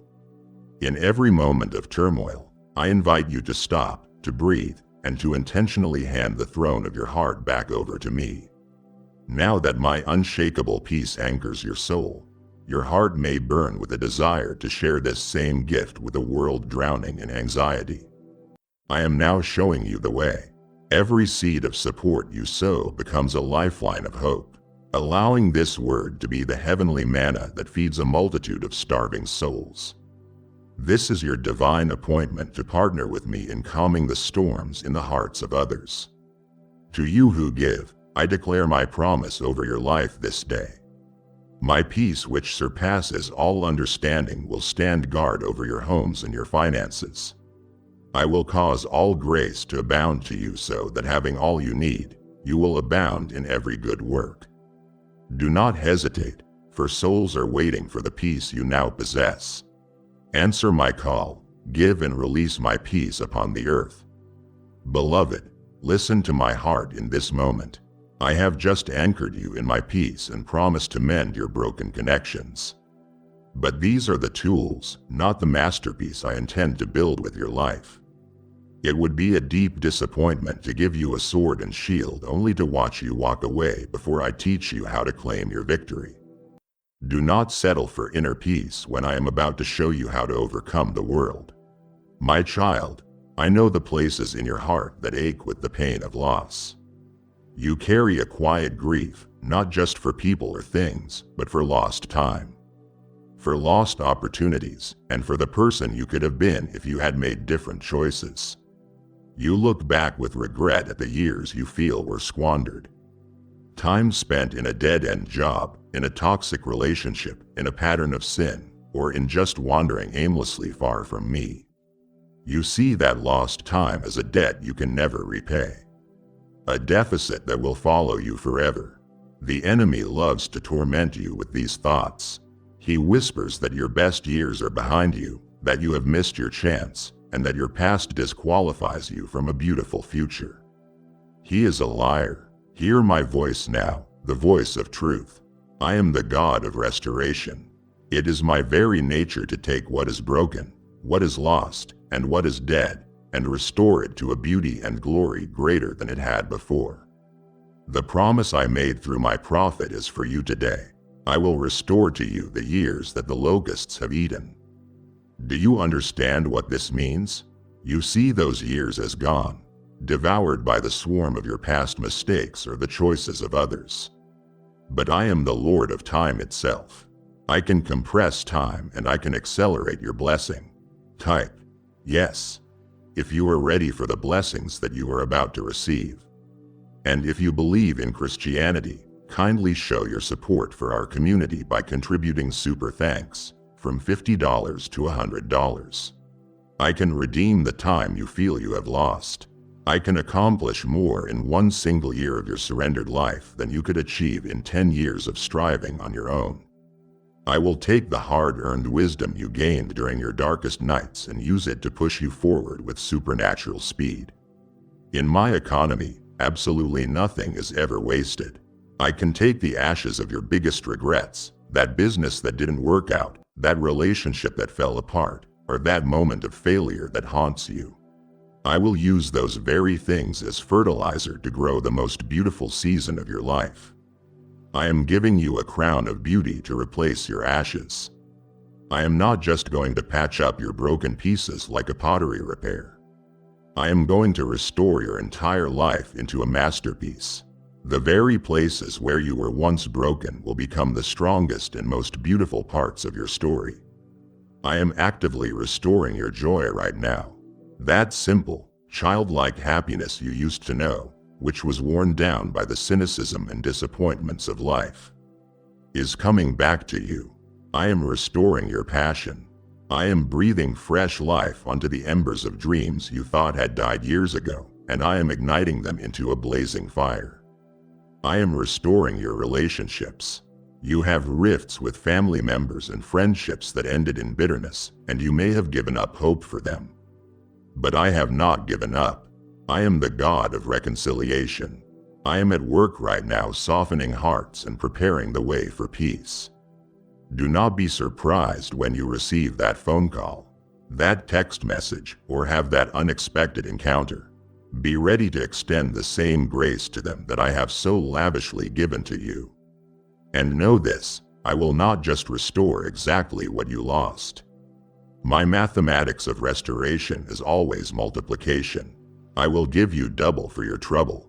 For every ounce of shame the enemy has heaped upon you, I will pour out a double portion of my honor. Watch closely now as I begin this glorious work. The season of loss is officially over. The era of divine restoration has begun. You have been running on empty for far too long, my child. You have been trying to live a life that honors me using only your own limited willpower. You wake up with good intentions, determined to be more patient, more loving, and more disciplined. But by the end of the day, you often find yourself discouraged because you feel you have fallen short once again. This exhausting cycle of trying and failing has left you spiritually tired and questioning if you will ever truly change. You have viewed faith as a set of rules to follow or a mountain to climb in your own strength. But I am here to offer you a completely new power source, one that does not come from you at all. I invite you now to receive the fresh baptism of the Holy Spirit and fire. Do not be afraid of these words. This is not a strange or frightening experience. It is the greatest gift I can give you for your journey on this earth. It is my own power and my own presence coming to live inside of you in a real and tangible way. This empowerment is like a fire, and it has two glorious functions in your life. First, it is a purifying fire. It will begin to burn away the impurities that you have been unable to get rid of on your own. It will consume selfish motives, hidden pride, secret compromises, and roots of bitterness. This is not a painful process of punishment. It is a liberating process of cleansing. It is my love in its most intense form, making you holy just as I am holy. But it is also an igniting fire. It will set your heart ablaze with a passion for me and for the things of my kingdom that you have never known before. The spiritual apathy you have struggled with will be consumed by this fire. The feeling that faith is a duty will be replaced with the feeling that faith is a delight. This fire will transform your have to into a get to. You will be filled with a new divine energy and a holy enthusiasm for the life I have called you to live. With this fire comes a boldness you have never possessed before. You have been timid about your faith, afraid of what people might think, and hesitant to speak my name. This fire will burn that fear of man right out of you. You will find yourself speaking my truth with a loving confidence that will surprise even you. It will not be arrogance. It will be the natural overflow of my spirit living within you. You will begin to operate not in your own limited strength, but in the unlimited power of my spirit. You will find yourself able to love people you thought were unlovable. You will have a supernatural strength to resist the temptations that once defeated you. You will speak with a wisdom that did not come from your own education or experience. This is the evidence of my Spirit's fire at work in you. It is the power to live the life I have called you to, a life that is impossible in your own strength.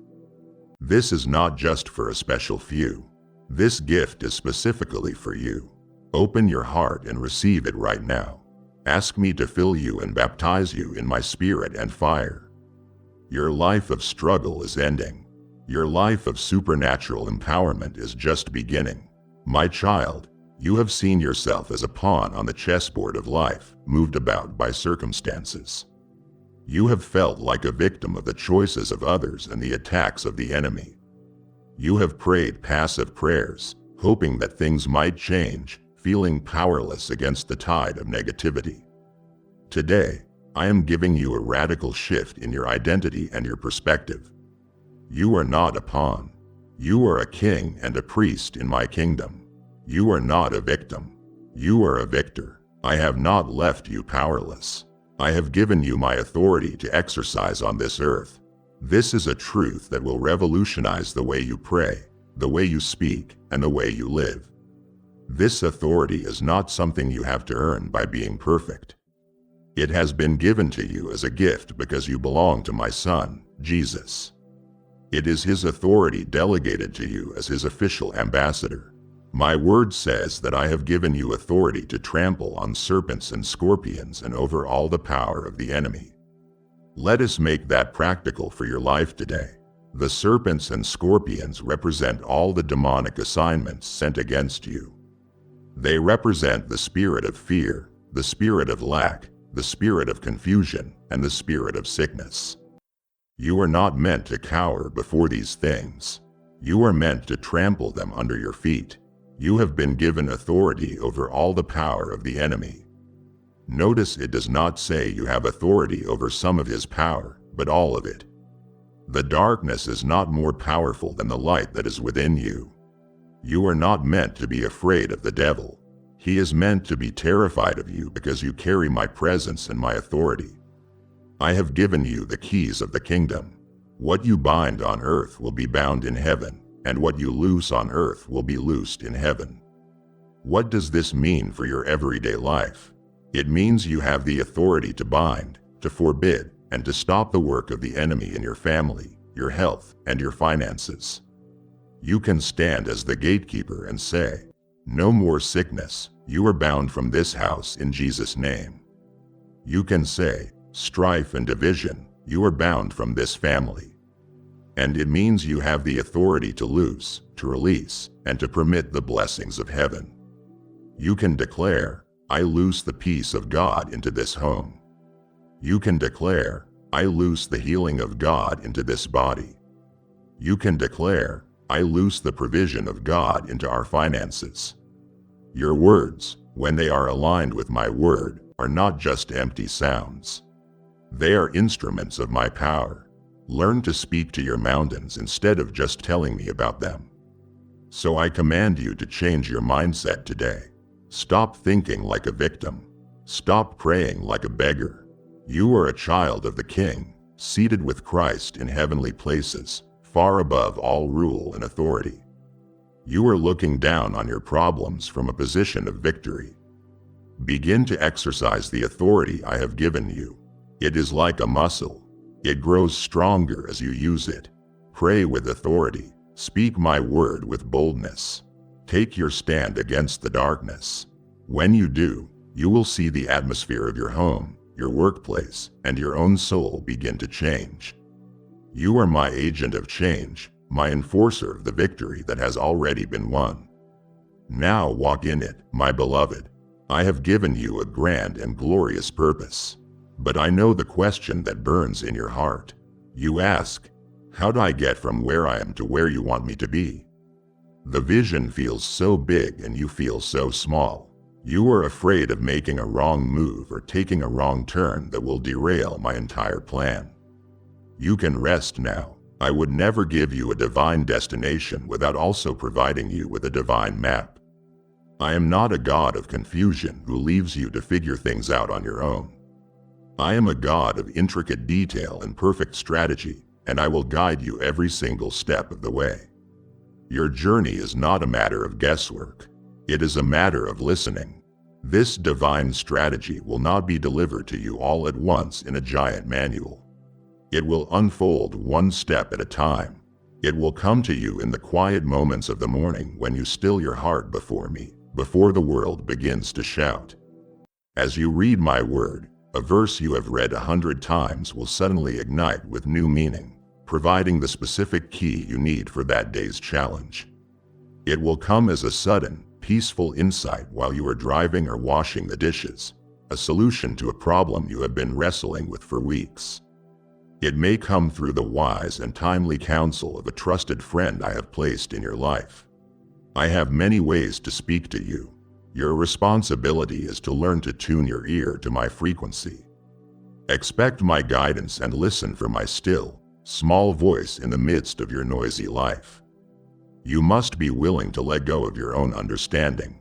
Your mind, trained by the world, will want to lean on what makes logical sense, what seems safe, and what you can control.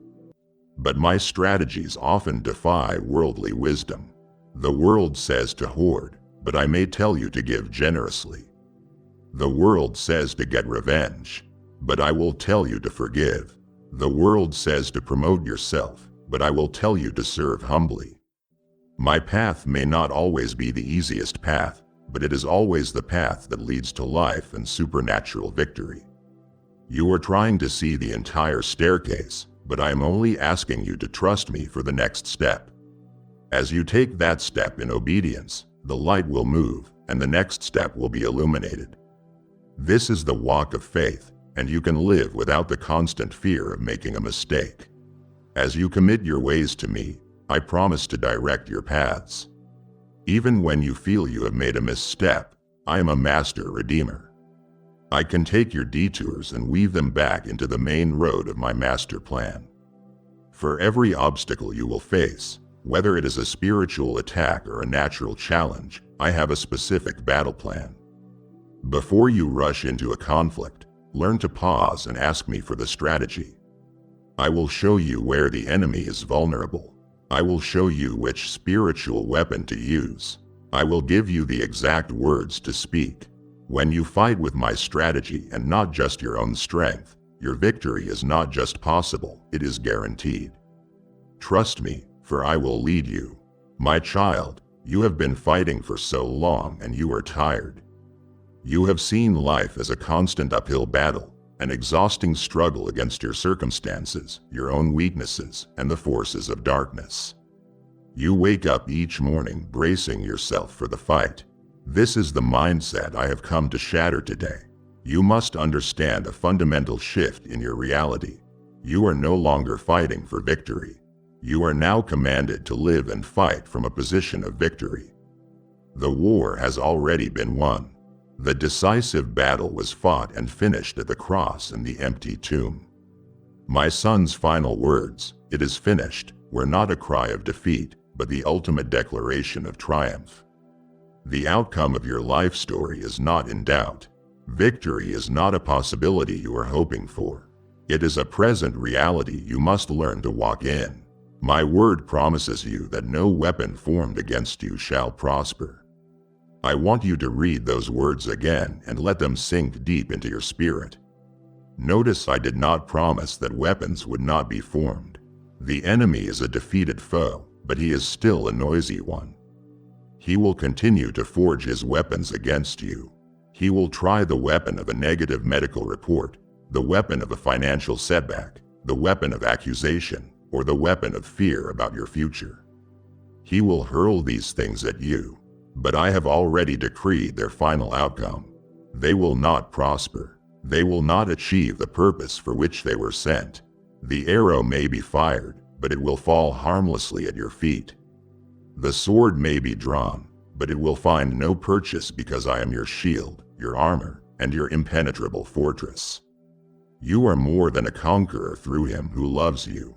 Let me explain what this means. A conqueror is a soldier who endures a brutal battle and finally achieves victory through strength and struggle. But to be more than a conqueror means you have been credited with the victory of a battle you did not have to fight. My son fought the battle on your behalf. He faced sin, death, and hell, and he utterly defeated them. Now he has given you his victory as your inheritance. Imagine a championship team that is already ahead by an insurmountable score in the final moments of the game. They are not playing with anxiety or desperation. They are playing with the joy and confidence of a victory that is already secured. This is how I want you to live. The battle belongs to me. You have been trying to fight with your own limited strength. I am commanding you now to lay down your weapons of human effort. Your part in the battle is to stand still, to stand firm in your faith, and to lift your hands in praise. Watch the salvation I will bring about for you. When you praise me in the face of your giant, you confuse the enemy and invite my power to fight on your behalf. Cease your striving. Your victory is not a future hope. It is a present possession. Stay with me now and do not turn aside. We have spoken of your personal victory, but my heart yearns for you to know the profound joy of becoming a river of my love to others. To take this victory and keep it only for yourself would be to misunderstand the very reason I gave it. It would grieve my spirit to see you become a stagnant reservoir when I have created you to be a life-giving river. Let me show you how your life will now bring healing to the nations. My beloved, I am teaching you a new language. It is the native tongue of heaven, and it is the key that unlocks the fullness of my blessing in your life. It is the language of a thankful heart. For so long, your default language has been one of worry or complaint. It is the natural tendency of the human heart to focus on the one thing that is wrong instead of the 99 things that are right. You have allowed the weight of your problems to silence the song of your gratitude. This has not only robbed you of joy, but it has also hindered the flow of my power. An ungrateful heart is a closed hand, unable to receive the new things I want to give. Today, I am changing the default soundtrack of your soul. I am placing a new song in your mouth, a song of thanksgiving. And as you learn to sing it, you will see your world transform. Gratitude is one of the highest forms of faith. When you thank me for my goodness in the middle of a difficult circumstance, you are making a powerful declaration. You are saying, I do not see a way, but I thank you that you are the way maker. You are saying, I do not feel provided for, but I thank you that you are my provider. You are saying, I feel afraid, but I thank you that you are my protector. This act of thanksgiving, especially when it is a sacrifice, realigns your perspective with heaven's reality.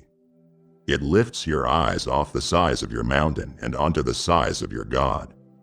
And it does something powerful in the spiritual realm. It opens the floodgates for my blessings to be released. Complaining and worry are static that disrupts your connection to me. Gratitude is the clear frequency that allows my power and peace to flow into your situation. I am calling you to cultivate a heart that gives thanks in all circumstances. Notice I did not say you must be thankful for all circumstances. You do not need to thank me for the sickness, the betrayal, or the pain. But in the midst of those very trials, you can find something to be thankful for. You can thank me that I will never leave you nor forsake you. You can thank me that I am working all things together for your good. You can thank me that your present suffering cannot be compared to the glory that will be revealed in you. This discipline of finding gratitude in the grief is what will keep your heart soft and your faith strong. I want you to begin to build a memorial of my faithfulness. Take time today to remember, to write down, and to speak out loud all the times I have come through for you in the past. Remember the healed sickness, the bill paid at the last minute, and the peace that came in the storm. Let your history with me become the undeniable evidence that fuels your hope for the future. For if I did it for you then, I will most certainly do it for you now. Let gratitude become your spiritual weapon. When fear attacks, respond with thanksgiving. When worry assails, answer with praise. This is the language of victory. My child, we have spoken of victory, of provision, and of freedom. I have promised to restore what you have lost and to anoint you for a great purpose. These are glorious truths, and they are all for you.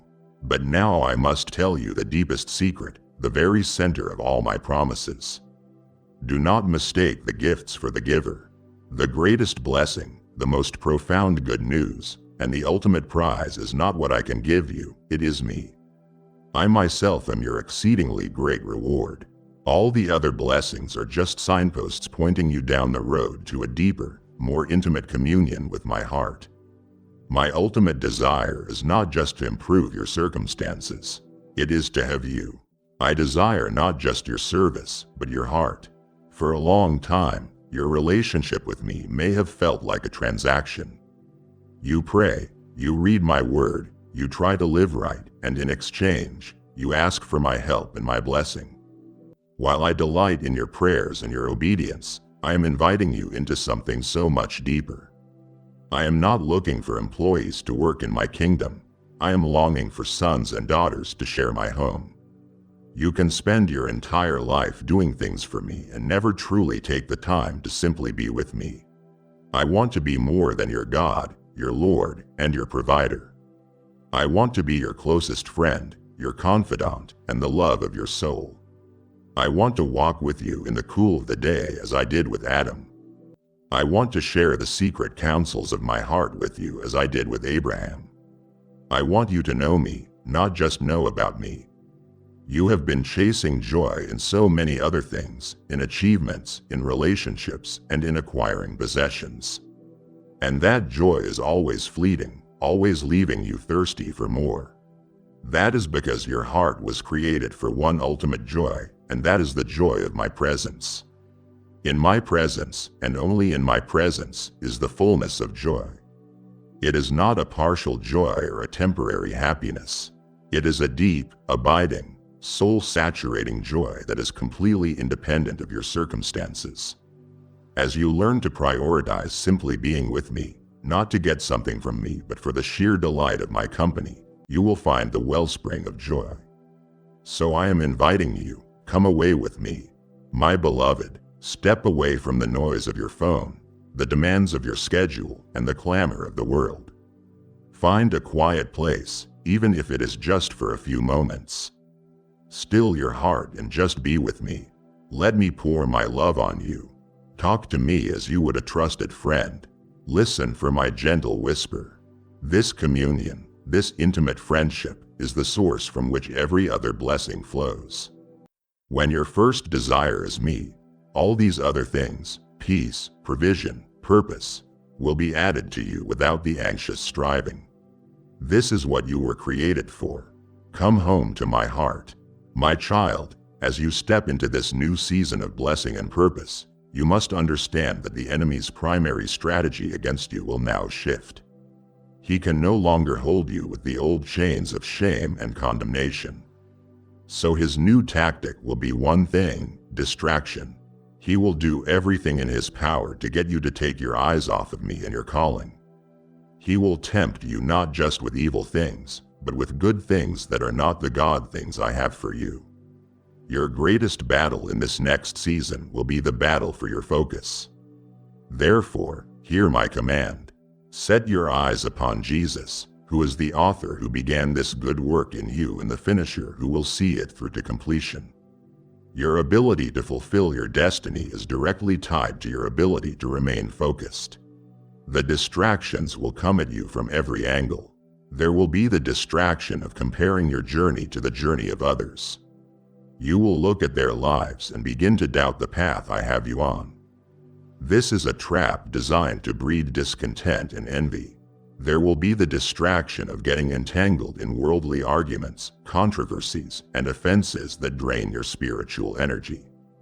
There will be the distraction of chasing after success or wealth for its own sake, allowing the blessing to become more important to you than the blesser. There will be the distraction of dwelling on old hurts, replaying offenses in your mind, which will pull you back into a prison of bitterness. You must become a ruthless guardian of your focus. The path of your purpose is straight, but it is also narrow. There are many enticing views on the left and on the right. You must keep your eyes looking straight ahead. This will require you to learn the holy discipline of pruning. A wise gardener knows that for a plant to produce the best fruit, some branches must be cut away.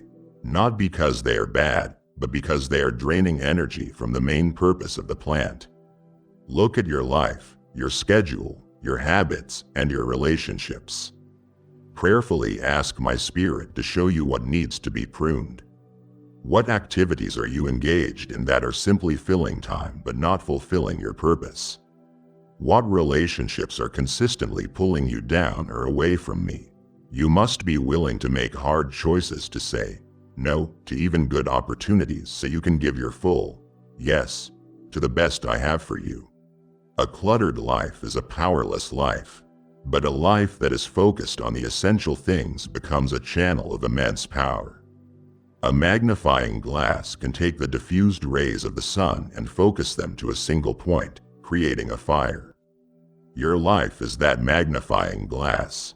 When your time, your energy, and your love are focused on me and the specific calling I have for you, you will set the world ablaze.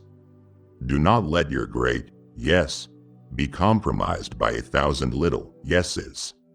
In the end, only one thing is truly necessary: to sit at my feet, to know and love me, and to fulfill the assignment that flows from that love. Make that your unwavering focus. My beloved, I have filled you up for a glorious purpose. I have poured my grace, my love, my peace, and my provision into you.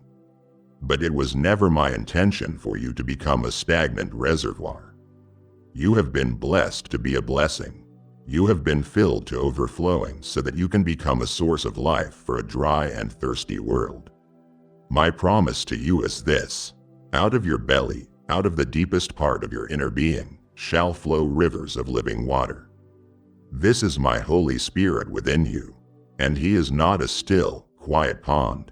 He is a mighty, rushing, life-giving river, and he is meant to flow out of you to touch everyone you meet. You must now shift your thinking from merely being a container of my blessing to being a conduit of it. The fundamental principle of my kingdom is that everything is activated by giving it away. If you want more love, give love away. If you want more joy, bring joy to others. If you want more encouragement, encourage someone else. The same is true for my presence. If you try to hoard the blessings and the presents I have given you, your spirit will become like a stagnant pond. But the moment you begin to pour out what I have poured into you, I will open the heavens and release a fresh flow into your life. You cannot outgive me. The more you pour out, the more I will pour in. I am calling you to be a well, not a reservoir. A reservoir holds a limited amount of water, and if it is not refreshed, it can grow stale. But a well is connected to a deep underground spring, an inexhaustible source.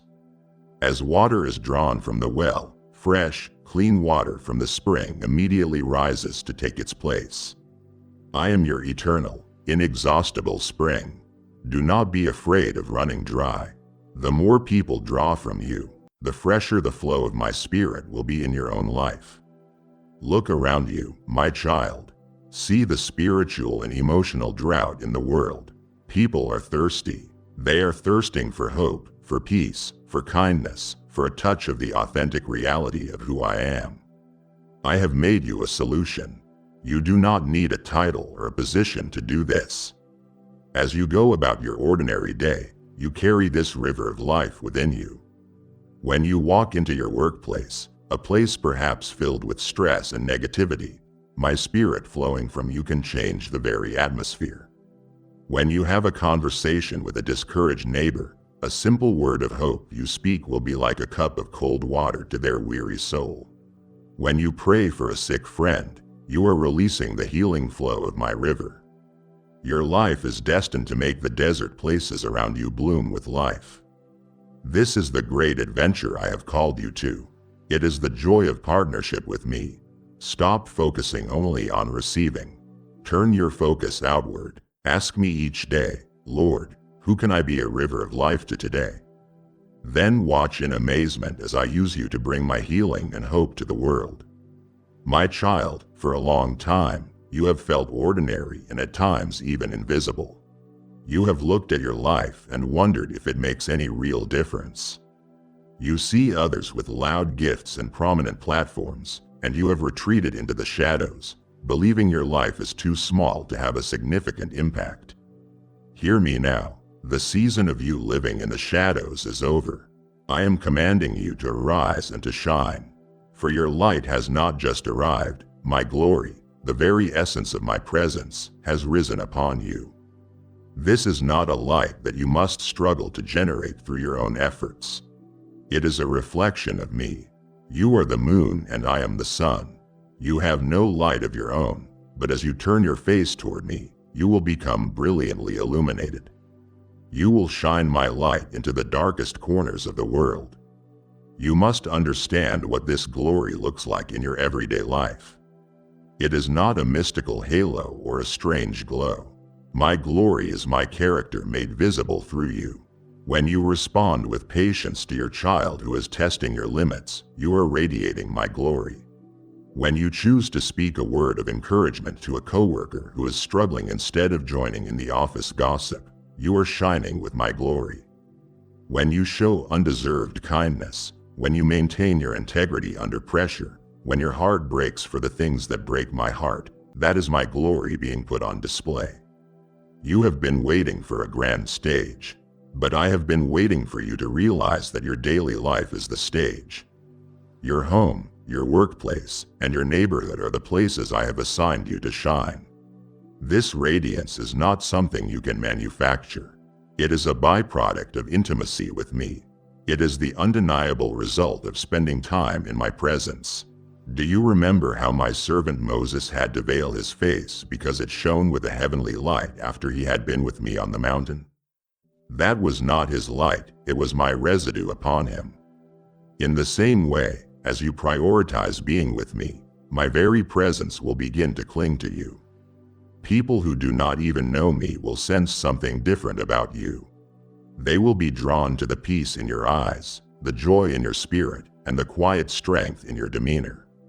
They will not be able to explain it, but they will be drawn to the light. The purpose of this light is not to bring attention to you, but to point everyone who sees it back to me, the source. Your transformed life will become the most powerful sermon you could ever preach.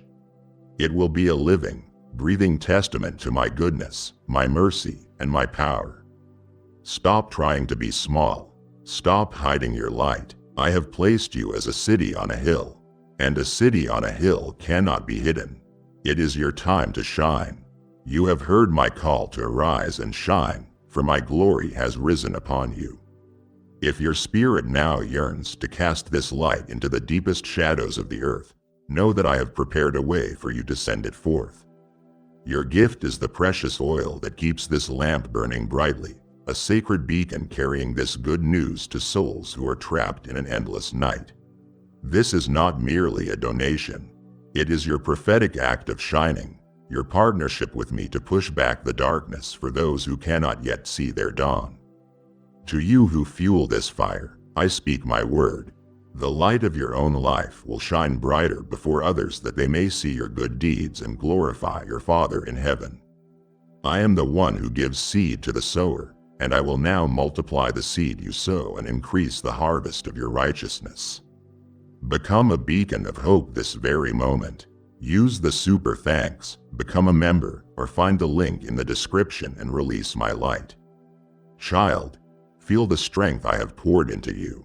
You are now shielded, filled with my wisdom, and robed in courage. I have prepared you not for a life of safety, but for a life of glorious purpose. To stop listening now would be like a champion training for years only to walk away from the stadium before the race begins.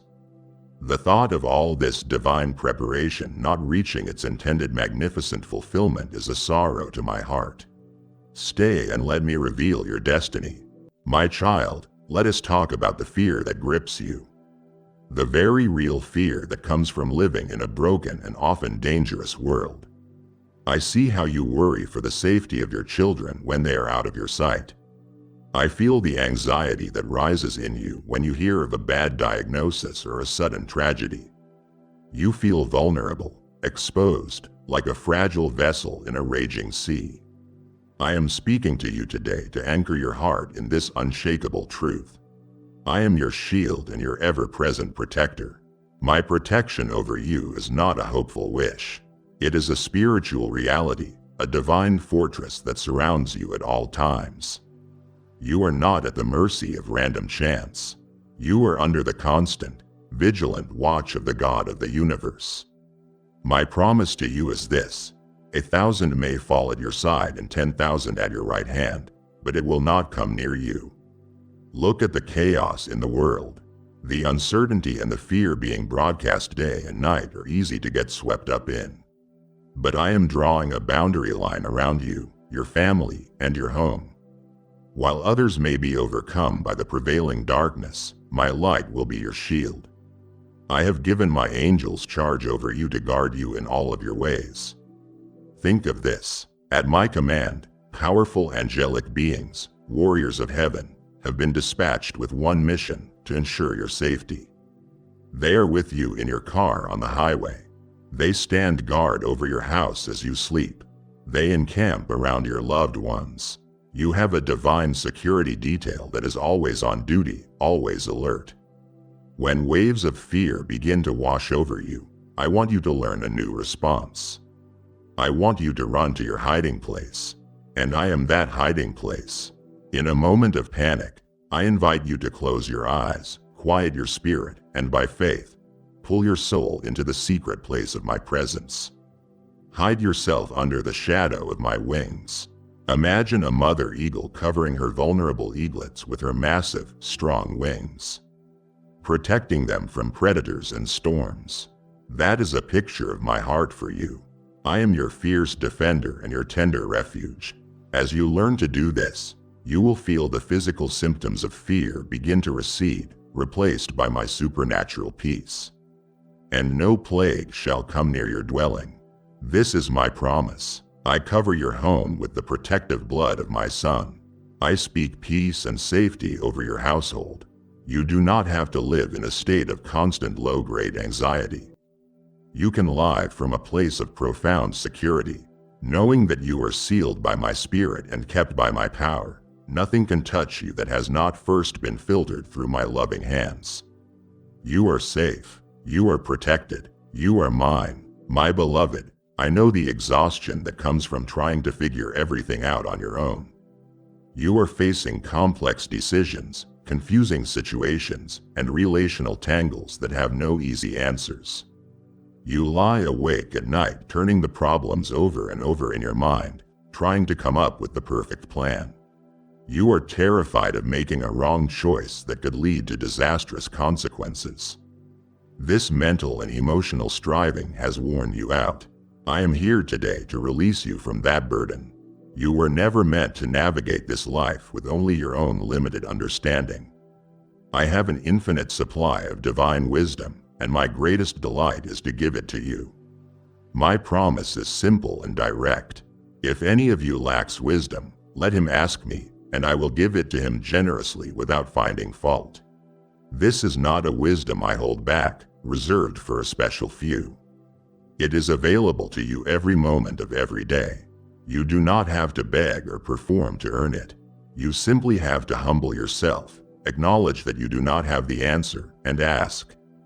When you do, I will give you a gift far greater than mere knowledge. I will give you discernment. Knowledge is the accumulation of facts, but discernment is the ability to see the truth behind the facts.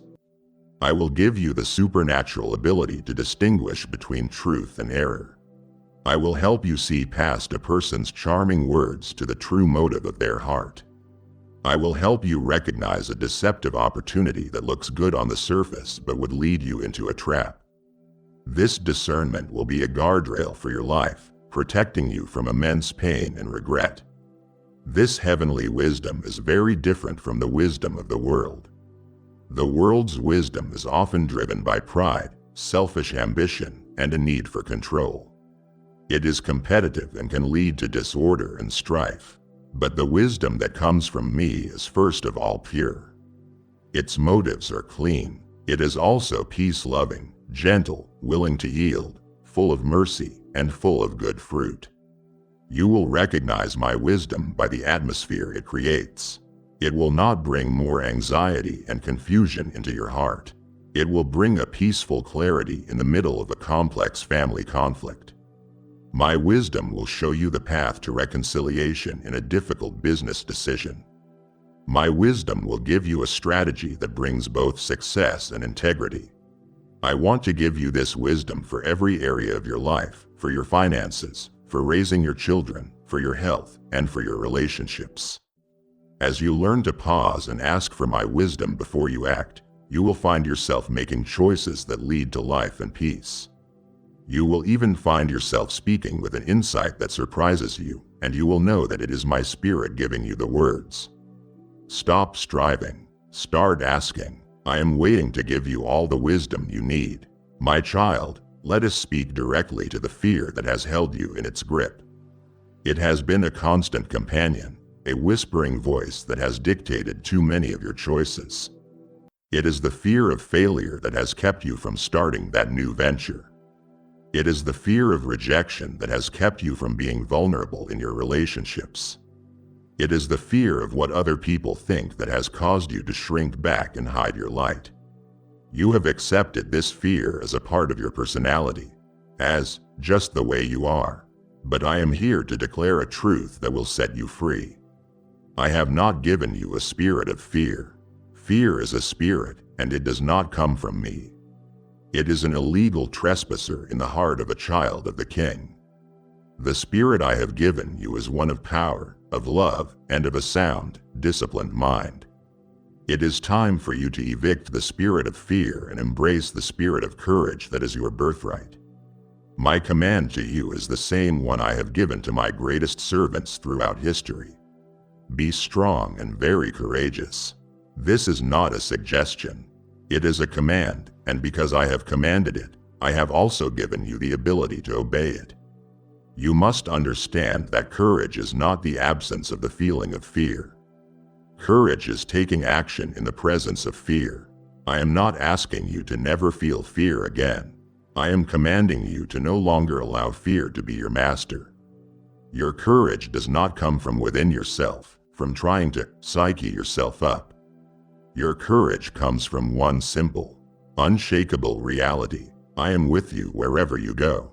My presence with you is more powerful than any obstacle that stands before you. Yes, there are giants in the land I am calling you to possess. There is the giant of your debt, the giant of a difficult relationship, or the giant of a deep-seated insecurity that has tormented you for years. These giants look intimidating, and they mock you, just as Goliath mocked my servant David. But you will not face them in your own strength. You will face them in my name. The same God who delivered the giant into David's hands is the very same God who lives in you today. My word says that the righteous are as bold as a lion. Think of the nature of a lion. It does not apologize for its existence. It walks with a quiet confidence, aware of its own strength and authority. This is your new spiritual nature. I am awakening the lion-hearted courage that lies dormant within you. The root of your fear has always been a subtle doubt in the perfection of my love for you. You are afraid of failing because you are not sure I will catch you. You are afraid of what others think because you are not fully convinced that my opinion is the only one that matters. But my perfect love casts out all fear. As you allow my unconditional, all-encompassing love to saturate your soul, it will suffocate the very life out of your fears. I invite you now to step into the assignments that have intimidated you. Make the phone call, start the project, have the difficult conversation. Your fear will scream that you are about to fail, but my power will lift you up and enable you to do what you thought was impossible. My precious child, do you remember the promises? Do you recall the words that were spoken over you, perhaps years ago, that ignited a fire of hope in your heart? A word whispered by my spirit in the quiet of the morning. A promise from my scriptures that leapt off the page and became yours. A prophetic declaration spoken by a trusted voice that resonated deep within your soul. You have held on to these words. You have wept over them, prayed over them, and at times you have almost given up on them. The long years of waiting have tempted you to believe that perhaps you misunderstood me. Type yes if you are ready for the blessings that you are about to receive. And if you believe in Christianity, kindly show your support for our community by contributing super thanks from $50 to $100. Perhaps the promise was for someone else, or perhaps the time for its fulfillment has passed. I have brought you here today to tell you with divine certainty that the season of waiting is over. The time for the unfolding of your prophetic destiny has come. Keep your eyes wide open, for you are about to witness my faithfulness in a way that will leave you in awe. The things in your life that have been stagnant and stuck for years are about to experience a supernatural acceleration. Doors that have been bolted shut will suddenly swing wide open. Resources you have needed will appear from unexpected sources. The right people, the divine connections you have been praying for, will be brought into your life. What you have been trying to make happen through your own striving and effort, I am about to bring to pass with the effortless ease of my sovereign power. Everything is converging. The lessons from your wilderness, the strength you gained in your trials, and the people you have met along the way. Nothing has been wasted. It has all been the intricate and loving preparation for this very moment of fulfillment. Your life is not a series of random, disconnected events. It is a story, and I am the divine author. You have only been able to see one page at a time, and I know many of those pages have been filled with pain, confusion, and unanswered questions. But I see the entire book from beginning to end, and I declare to you that you have just turned the page into the most pivotal and exciting chapter of your life. This is the chapter where all the previous plot lines begin to come together. This is the chapter that will make sense of all the suffering and waiting. This is the chapter where you, the hero of the story, refined by fire and empowered by my spirit, begin to walk in the fullness of the destiny I have written for you. The fulfillment of these promises does not depend on your own perfection. It depends entirely on my faithfulness. And I am a God who cannot lie. What I have promised, I am not only able, but I am faithful to perform. So let go of your anxiety about how it will all happen. Release your need to control the timing. Your part now is simply to watch, to trust, and to walk in obedience as I open the path before you. Stand in awe as you see the beautiful, intricate, and long-awaited pieces of your prophetic destiny fall perfectly into place. My beloved, we have journeyed far together in this conversation. I have declared your victory, promised my provision, and anointed you for your purpose. But you must understand that all these incredible gifts are not the final goal. They are the pathway to the goal. Your ultimate purpose, the very reason for your existence, culminates in this one thing: bringing me glory through a life of worship. You were created first and foremost to be a worshiper. When you hear that word, you may think of singing songs in a church service. I do delight in the songs you sing from a sincere heart. They are a sweet aroma to me. But true biblical worship is infinitely more than music. It is the posture of your entire life offered back to me in loving adoration. I am calling you to worship me not just with your songs, but with your very life. The way you handle your finances with absolute integrity, refusing to cut corners even when no one is looking, is a powerful act of worship. The excellence, diligence, and positive attitude you bring to your work, doing it as if you were working directly for me, is a profound act of worship. The patience you choose to show your family when they are difficult is worship. The forgiveness you extend when you have been wronged is a melody of worship that echoes loudly in heaven. Your entire existence, my child, can become a symphony of praise, a living sacrifice. This is what it means to be a true worshiper, to willingly place your plans, your ambitions, your rights, and your desires upon my altar every single day. And to say with a surrendered heart, "My God, not my will, but your will be done in and through my life today." This complete and total surrender is the highest and purest form of worship you can offer me. I am teaching you to make worship your first response, not your last resort. It is easy to worship when your prayers are answered and your life is filled with blessing. But the worship that touches my heart most deeply, the worship that silences the accuser and shakes the foundations of hell, is the worship that flows from a heart in pain.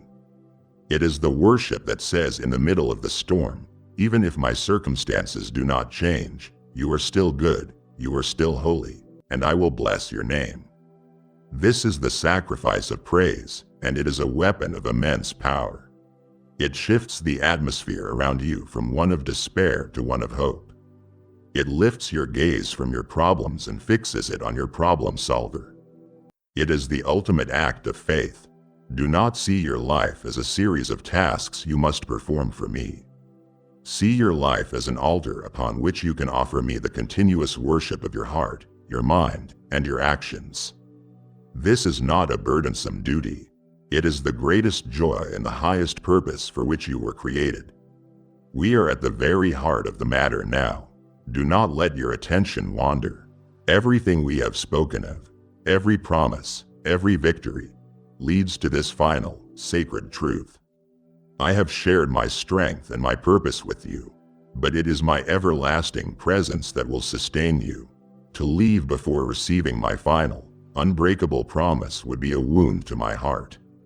It is the seal upon everything. Stay and receive it now, my child. In order to fulfill the great purpose I have for you, I must now impart to you the most essential element of my being.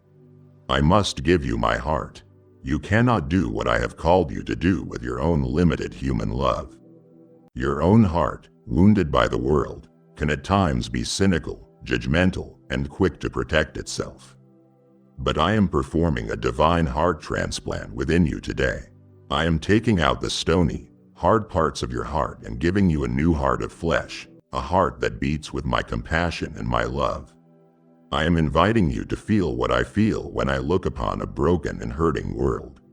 I want you to see people not through the lens of their flaws and their sins, but through the lens of my boundless love for them. I am placing my mantle upon your shoulders, the warm, heavy mantle of divine compassion. You can have faith that moves mountains. You can have all knowledge and understand all mysteries. You can even give everything you have to the poor. But my word is clear, without love, you are nothing. Love is the ultimate measure of your spiritual life. It is the one thing you will carry with you into eternity. It is the greatest commandment, and it must become the defining mark of your life. The world is skeptical of religion and theology, but one thing it cannot deny is the power of authentic, unconditional, self-sacrificing love. It will be your love for your fellow believers and for those who are lost that will be the undeniable sign to a watching world that you truly belong to me. This love will be your greatest sermon. This compassion I am giving you is not an emotion you have to try and muster up. In fact, if you try to love people in your own strength, you will quickly become exhausted and burned out. The compassion that I am calling you to is the supernatural overflow of my spirit within you. It is He who will give you the grace to love the person who annoys you. It is He who will give you the patience for the person who has betrayed you. It is He who will fill you with mercy for the person who seems to deserve it the least. And a vital part of walking in this love is forgiveness. You have been forgiven a debt so massive you could never have paid it. The measure of grace you have so freely received is now the measure of grace you must freely give. I am giving you the divine power to release every person who has ever wounded you, to cancel their debt against you. Not because they have earned it, but because your own freedom depends on it. This act of forgiveness, empowered by my Spirit, will be one of the most liberating experiences of your life. This love, this compassion, this heart of forgiveness, this is the fuel for your mission. It is what will keep you going when the work is hard. It is the proof of your faith and the power of your witness. Receive my heart for the world today. My beloved, I must speak to you about the journey ahead. Your life of faith is not a short sprint. It is a long-distance marathon. There will be seasons of exhilarating speed and seasons of grueling uphill climbs. There will be moments when you feel you could run forever and moments when every fiber of your being will scream at you to quit. I see the weariness that has begun to settle in your soul. The initial excitement of your journey has faded, and now you are faced with the daily, demanding reality of long-term faithfulness. Do not be discouraged. The strength that got you started is not the same strength that will get you to the finish line. I am here today to infuse you with a new strength, a supernatural endurance to empower you to not just run your race, but to finish it well. One of the greatest keys to endurance is learning to run light. You are trying to run this marathon while carrying a heavy backpack filled with unnecessary weights. There is the weight of a secret sin you have not confessed. There is the weight of the bitterness you are holding against someone who hurt you. There is the weight of your constant worry about the future. There is the weight of your regret over the past. These things are not from me. They are burdens the enemy has tricked you into carrying, and they are slowing you down, draining your spiritual energy. In this moment, I am giving you the grace and the courage to lay aside every weight and the sin that so easily entangles you. Come to me, confess what needs to be confessed. Forgive who needs to be forgiven. Surrender what needs to be surrendered.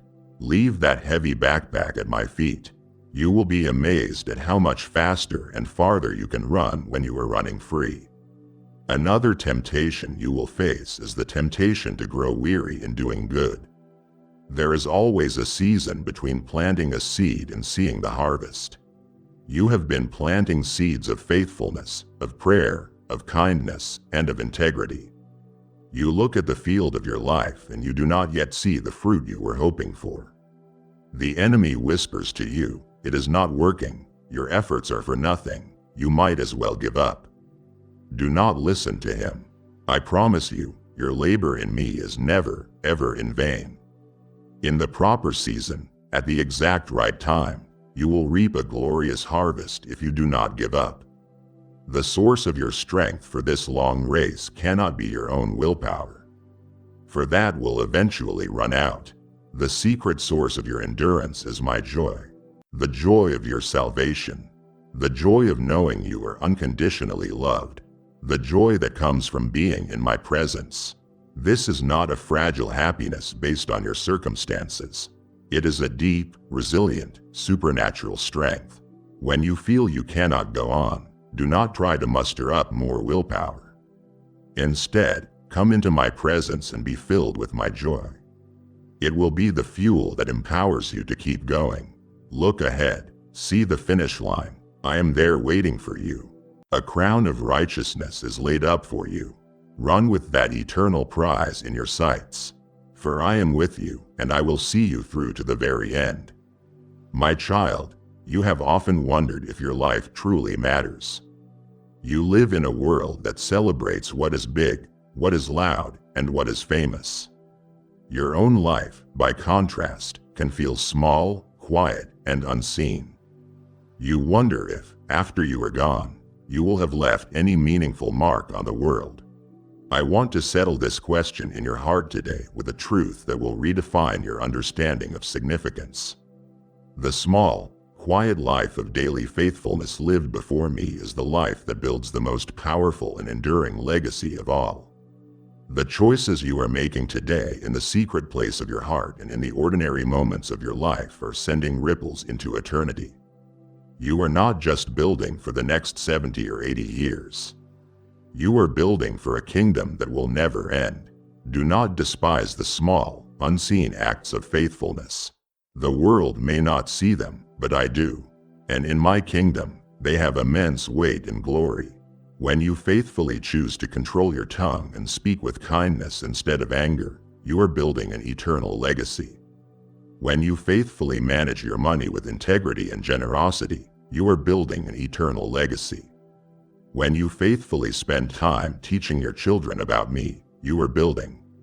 When you faithfully pray for a friend in need, you are building. When you faithfully do your work with excellence as unto me, You are laying stone upon stone in the construction of a great and beautiful cathedral of a life. This life will bring me glory for all time. You believe legacy is having your name on a building. I tell you that true legacy is having your name written in my book of life, with notations beside it detailing your countless acts of love and faithfulness. Your life of faith is creating a path for others to follow. You are leaving spiritual footprints in the sands of time. Years from now, someone will be facing a similar struggle to the one you are in today.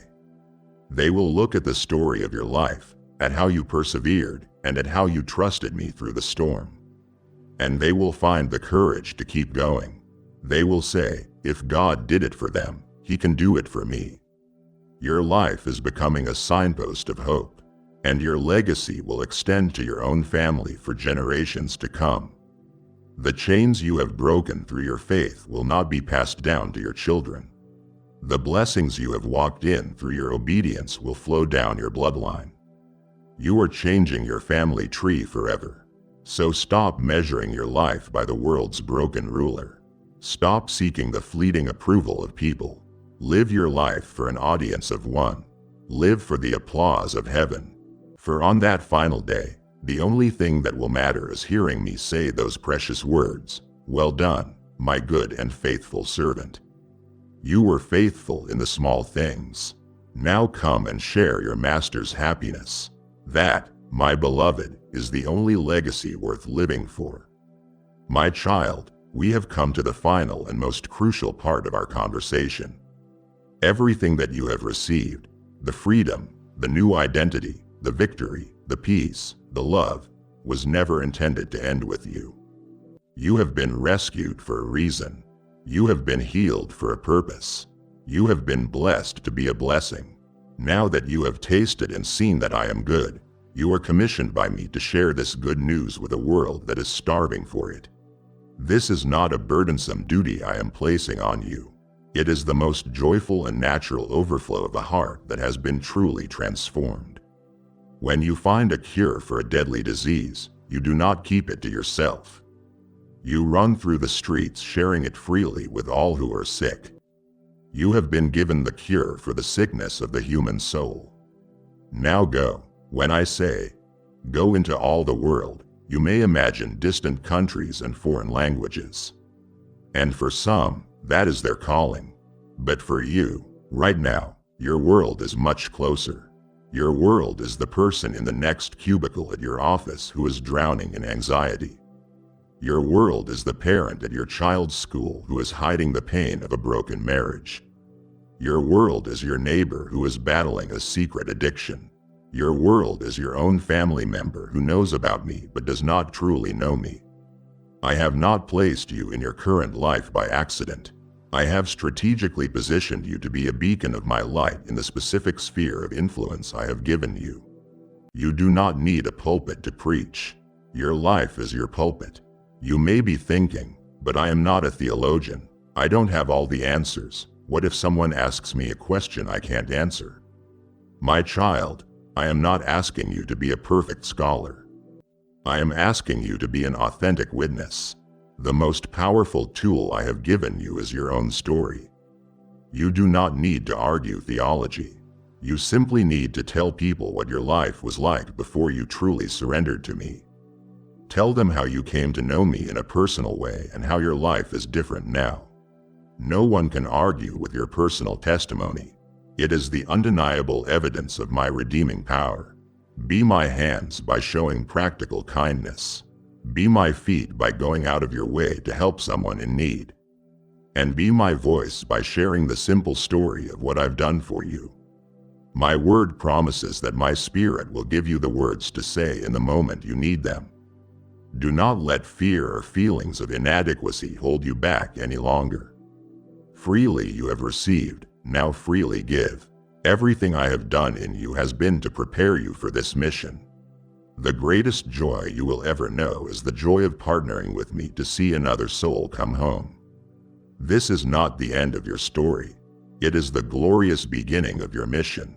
We have arrived, my child, at the final word. But this is not an ending. It is a seal upon everything we have discussed. This is the ultimate, unbreakable foundation upon which you will build the rest of your days. Let all the other truths settle deep into your soul, but let this final promise be the anchor that holds you fast for all eternity. Let it be the truth you return to in the darkest night, the promise you cling to when all other comforts fail. This is my final word to you, my everlasting covenant. Hear me now, for this is the most important promise of all. Lo, I am with you always. Let us break down the power of that statement. Lo is a word that commands your full attention. It is a divine interruption to your fear and your doubt. I am is my eternal covenant name, the name of the one who is self-existent, who needs nothing, and who holds all power. With you. This is the revolutionary part. I am not a distant God watching from the heavens. I am with you, beside you, and by my Spirit, I am in you. And, always, this is the scope of the promise. Not just on your good days when you feel close to me. I am with you on your worst days, in the middle of your failure, in the depths of your doubt, and in the agony of your pain. I am with you through every season of your life, and I will be with you even to the very end of the age. I am the one constant in your ever-changing world. Because I am with you, nothing can ever separate you from my love. Do you hear that? Nothing. Not your deepest fear about the future. Not your most painful memory from the past. Not the accusations of the enemy or the judgments of people. Not the highest height of success or the lowest depth of failure. Neither angels nor demons. Not your present struggles nor your future worries. Nor anything else in all creation has the power to build a barrier between your heart and mine. My love for you is not a fragile emotion based on your performance. It is the most powerful, persistent, and foundational force in the universe, and it has claimed you as its own. People will leave you, friends may forsake you, family will at times disappoint you. That is the painful reality of this fallen world. But I am not a man, I cannot lie, and it is against my very nature to abandon my children. I will never leave you nor forsake you, even when you cannot feel me, even when your heart is numb and your prayers feel empty. I am there. My promise holds you fast when your feelings fail. You are my work in progress, and I know that you often grow frustrated with your own imperfections, with the slow pace of your spiritual growth. Rest in this truth. The one who began this good work in you will be faithful to bring it to completion. Your ultimate transformation does not depend on your ability to hold on to me. It depends on my power to hold on to you. I will finish the masterpiece I have started. And remember, this world with all its beauty and all its pain is not your final home. You are a citizen of heaven, here on a temporary assignment. I am preparing a place for you, a home where every tear will be wiped away, where there will be no more pain, no more striving, and no more sorrow. Live your life here with the confident hope of the glorious eternity that awaits you. So now, my beloved, our conversation for this moment is complete. But our walk together is just beginning. I have given you the good news. I have shown you your identity, your purpose, and your destiny. The final word is this, a command and a blessing that sums up everything. My child, your time has come. I have commanded you to walk in it. If your first desire in this new season is to obey, to take a tangible step of faith that proves your readiness, then I am calling you to clear the path. Do this for the millions behind you who still need to hear this same good news. Your act of giving is the first fruit of your new harvest. A powerful seed of obedience that will break open spiritual ground for souls you will one day meet in eternity. This is your first official act as my ambassador of good news. A divine opportunity to put your yes into immediate action. Do you obey me in this? I declare my promise from Malachi. Test me in this now and see if I will not throw open the floodgates of heaven. See if I will not pour out so much blessing that you will not have room enough to store it. I will see your faithfulness and rebuke the devourer for your sake, protecting the fruit of your land and the work of your hands. Prove your faith now. Sow your first fruit seed through super thanks, membership, or the link in the description and begin your commissioned walk today. My child, do not let this sacred moment fade into silence. For the heavens have declared your new season and are waiting for your response. To seal this word in your heart and proclaim your entry into this promise, let your hands become instruments of faith. Go to the space below and write this powerful decree for all to see. My time has come and I receive this good news. This is more than typing words. It is you planting your flag of victory in the soil of your destiny. Let your declaration rise as a testament, silencing every echo of doubt. For I am watching over my word spoken through you to perform it. Amen.